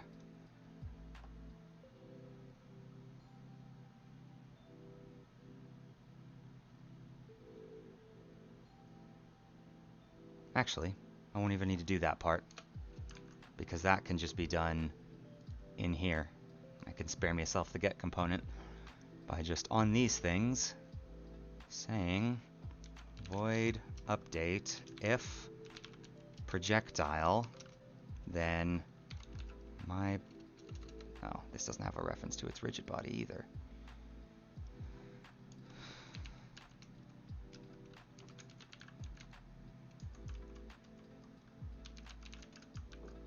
All right. Cool. And in fact, let's just say header, just so these things don't get confusing, ranged only. Or I guess projectile only. Only. Alright, so my body, void, start, my body equals get component. Nah, fuck it, it's public. I'm not even going to bother with that. I'll just assign it. Alright, so then if I'm a projectile, then on fixed update, my body dot velocity equals transform dot forward times public float speed. Booyah. Easy peasy. So that thing just spawns it, makes it look at the target, and then it just goes forward until it hits its target.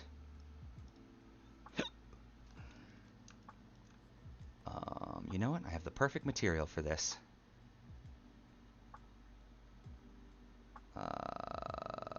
You can be ghost material. And then...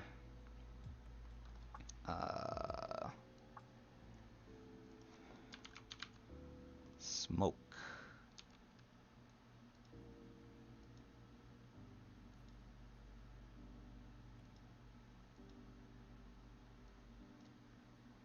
No, not this one. It was...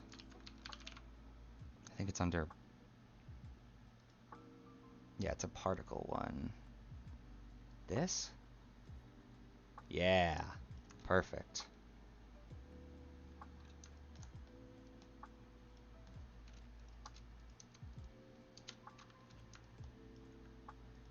Alright, let's throw this by the player for size reference. Whoops. Let's throw this by the player for size reference. Alright, that's a bit big. Make it smaller. That should be fine. Oh, that's kind of cool that that's constrained, so it doesn't break. Why does this go over there? Oh, I guess because there was already particles over there. Alright, so now I just need to change the color of this smoke to...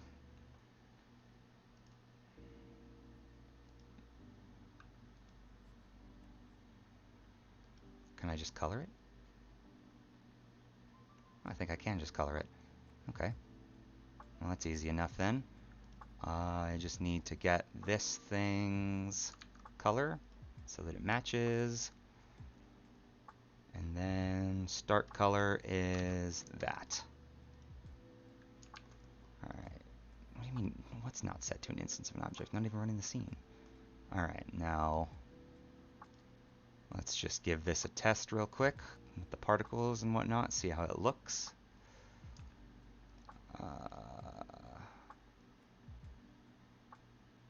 Really? Oh, you know what? I bet it's got some funky stuff like... Alright, simulation space world. How does it spawn those based off of distance anyways? Emission, rate over distance. Yeah. Well, how do I make that count world space then? Or do I just need to put this particle system on this maybe? Yeah, let's do it. Copy component. Paste component is new. Problem solved. Surely. Yeah.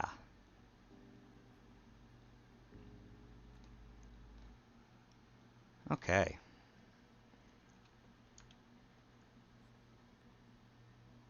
And then let's just... You know what? Let's make the visual sphere a child of this, so I can resize that without messing with the collider or any particle stuff.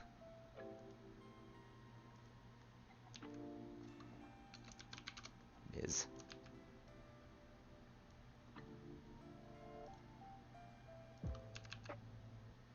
Ghost.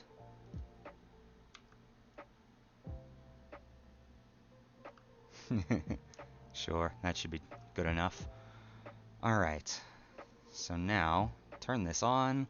You do 10 damage. You have, I don't know, 5 speed. I never know what a good velocity reference is. And then assets, project, prefabs, projectiles, caster orc projectile. And now, why was this ever even running? Attack event receiver. Oh, because I never, right. Prefabs, enemies, melee enemy, greatsword orc. Attack receiver is melee. Booyah. Hey. Why is the, oh, right. Okay, well, didn't give this one the same treatment.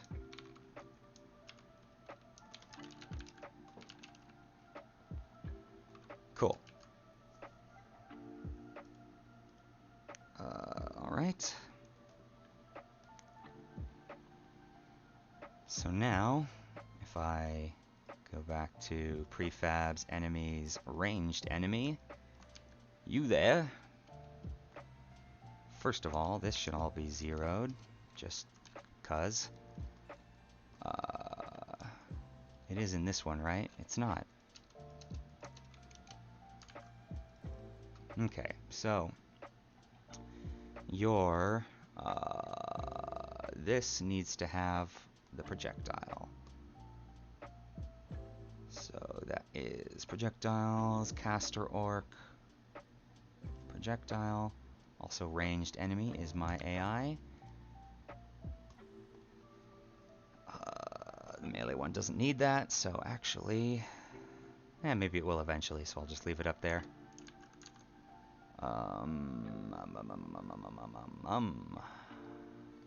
Yeah, this should be fine.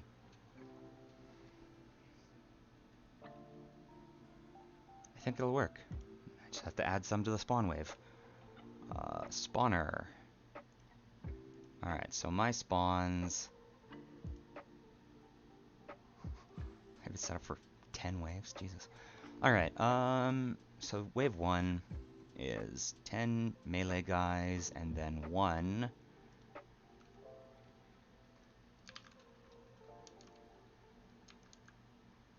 ranged enemy. That spawns at, I don't know, 1 second in. Let's see if everything is horribly broken or if we're fine. Okay, something just hit an error, but it doesn't seem to be an important one. Dude, they keep doing that weird shit where they just attack on spawn and it breaks their animator. Alright, I've attacked you. Oh-ho! Alright. Okay. Nice. So first thing we need to do is projectiles. This needs to be a trigger.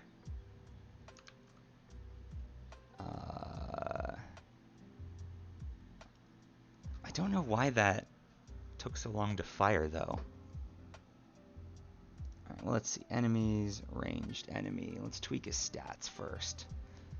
Alright, so his attack range is high, but his aggro range is not. So soft aggro distance threshold is 20. Hard aggro can be 10. Just matches his attack range.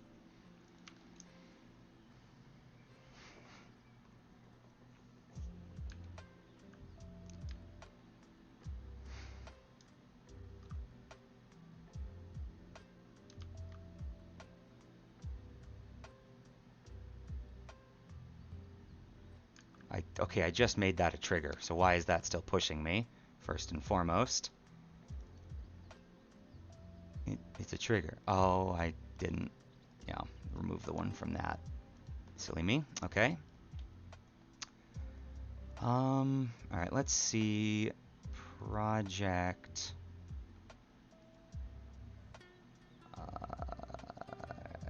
External.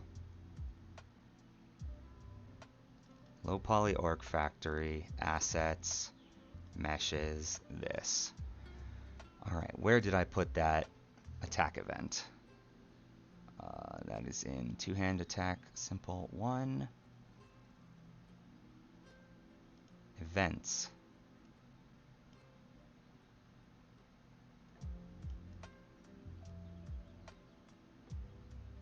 Yeah, it should be here. This is the attack start event. It should trigger right there and then swing. But it seems like it's triggering here in the attack end. So am I really that dumb? Did I put this in the attack end? Oh, woe is me, I am a fool. I did just that.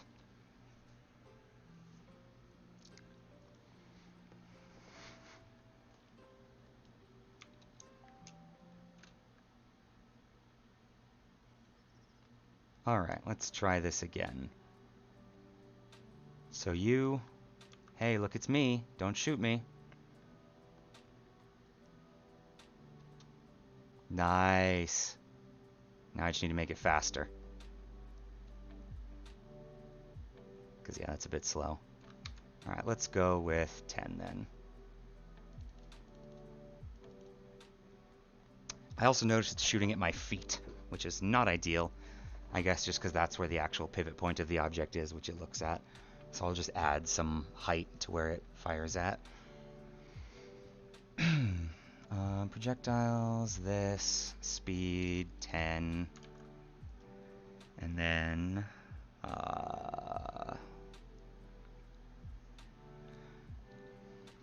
Alright, player position plus vector3 dot up times, I don't know, 1.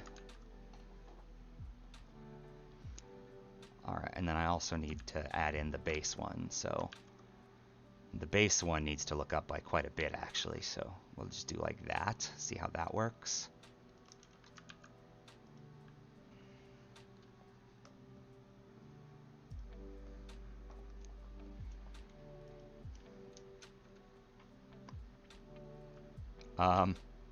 Yeah, so that proves that if anything, they definitely are just spawning an attack right at the start. Or like doing an attack animation right at the start for some reason. But also that means that I could tell the base aiming was working right. Because that was dead on.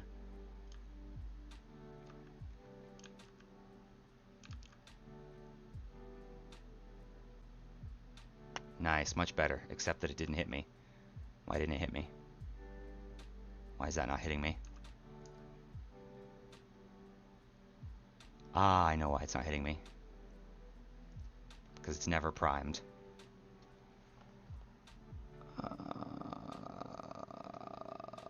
Okay.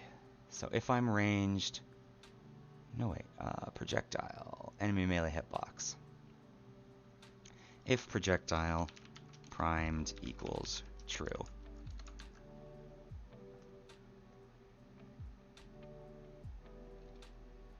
I guess?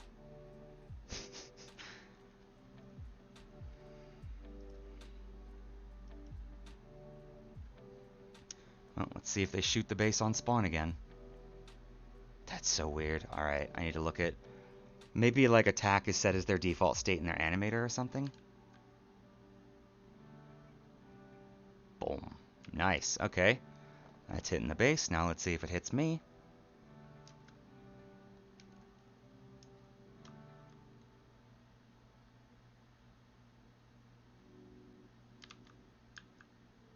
It does. Cool. Prefabs, enemies. Wait, no. Enemies. Alright, so you, orc. Show me your animator. Excuse me? Where's the base layer? Where's the shit?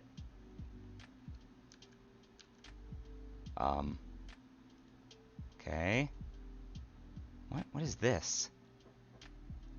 Oh, okay. Unity's broken. Well, we'll just replace, restart Unity.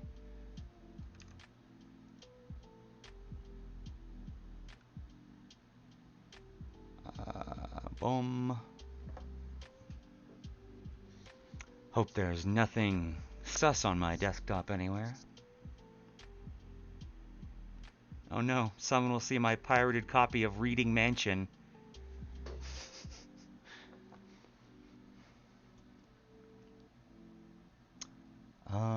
Okay, so. Melee enemy. Greatsword orc. You're really gonna make me... Okay, I have to manually select this? No.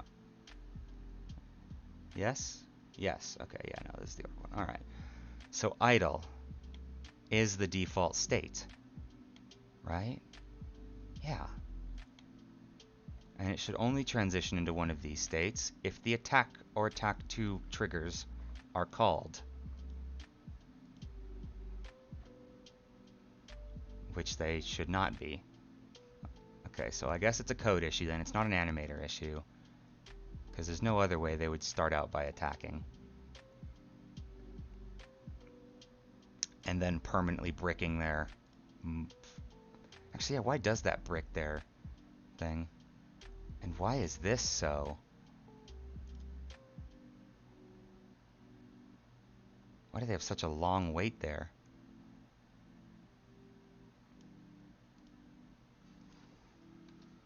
One.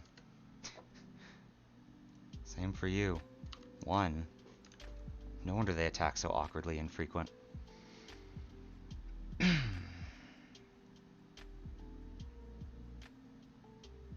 Alright. So then... I guess I'll take a look at their AI.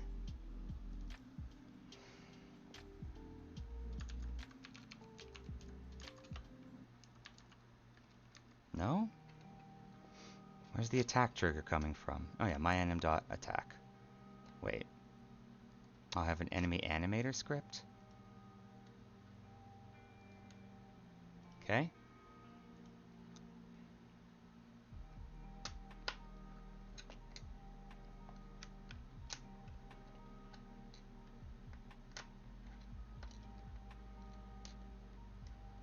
Wait a second.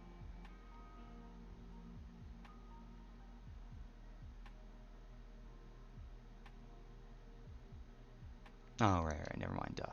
Ignore me. Okay, so attack is what triggers them. It doesn't happen unless it's called. And it's called from enemy AI base. Specifically here. If you're aggroed and the distance to the player is less than attack range, attack. Or, okay, so if you're not aggroed and the distance to target is less than attack range, attack. And I guess that's running before they're getting their first target, if I were to guess. So before they have a target, so their distance to target is 0. And so they're just attacking immediately. That's an easy fix.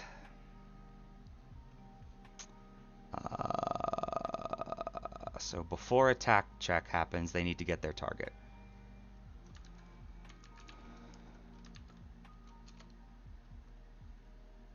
No? What? Where does their navigation come from? Oh, that's right. The Pathfinder script. I forgot how broken up these bastards are. Alright, so on start, they target the base.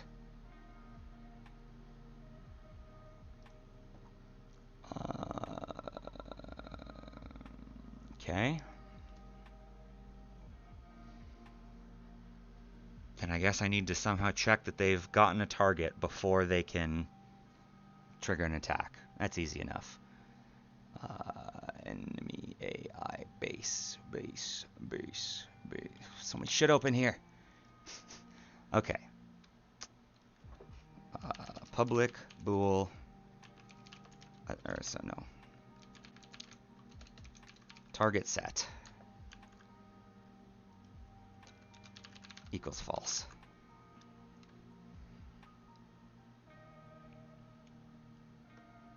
Okay. Now,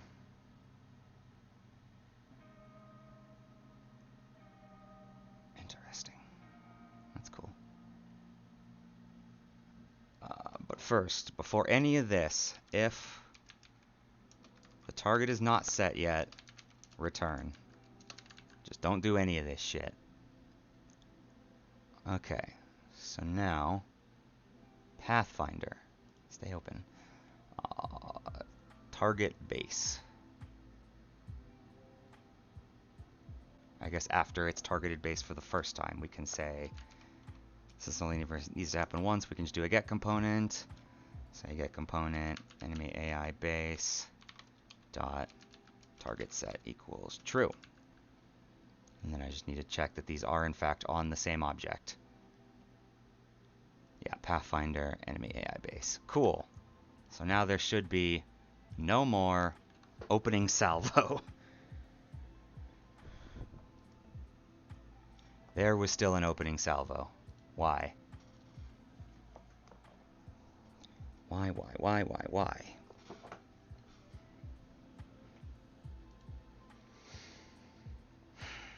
It shouldn't even be able to run attack check until target is set.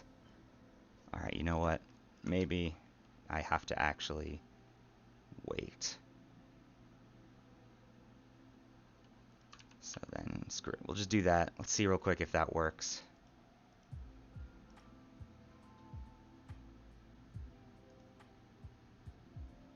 Nope. Okay.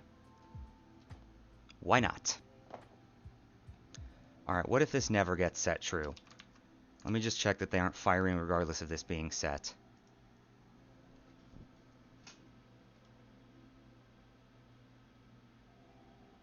They aren't. Okay. Well then shit. I guess that can't be relied on. Let's just do it the old-fashioned hacky way. Enemy AI base.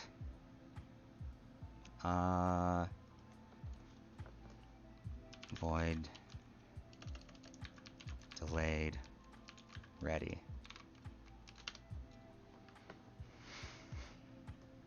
Okay, so start, we want to invoke.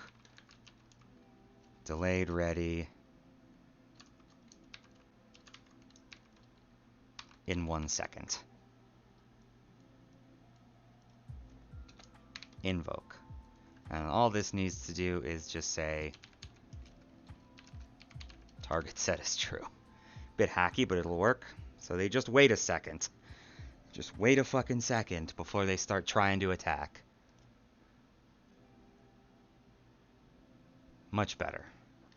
Now let's make sure they still can attack after they have readied.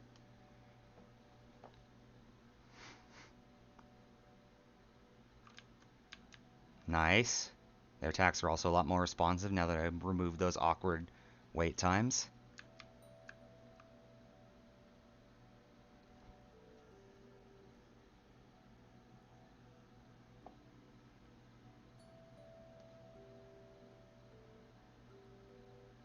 Cool. Peachy. Eventually I'm going to make their attack animations much, shorter and snappier. These are literally just, I'm using the animation set that came with the low poly orc generator asset. Why aren't these guys attacking me? Ugh, they're trying to shove me again. I fixed this. Why is this happening again?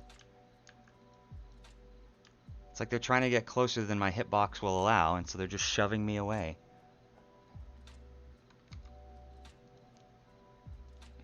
Alright, let's see. Attack check.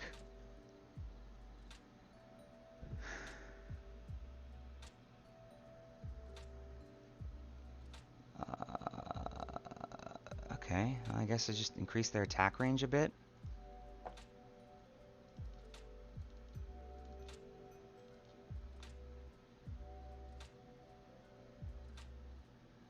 So what's at 2.5 right now? Let's try 3.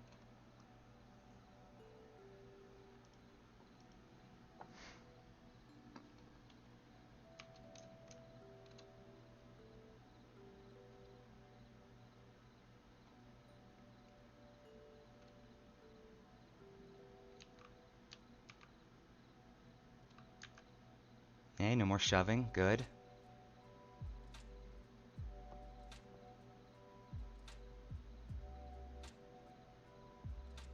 Cool. Alright, now let's make sure they all still attack the base properly. And then I think I will call it there after that, because I've been going for a good 2 hours, 15 minutes, and I was already working on this for another, like, I don't know, a few hours before that. Let's see. Yeah, 3 hours before I started the stream and realized I should be streaming. Started streaming 2 hours since then. 5 hours of work. Not bad for a Sunday morning. Also, someone's apparently messaged me on Discord. I should probably hide that.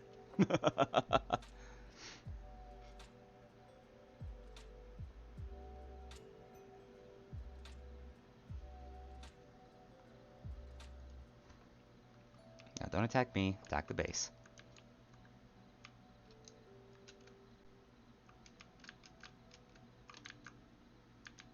Again, do not. I need to add something where they're within the base range. They'll ignore me and go for the base. Or at least they'll go for whichever one's closer. What the fuck?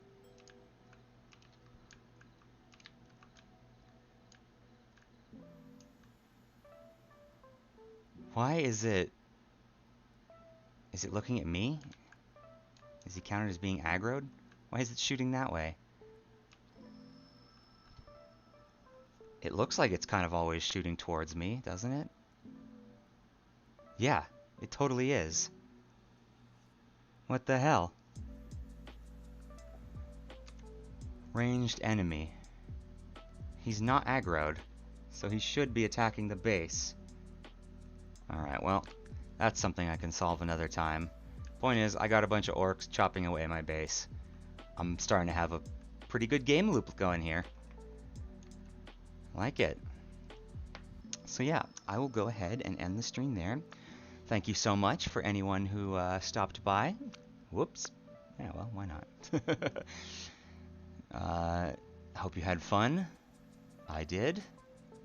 Hope to see you next time. Peace.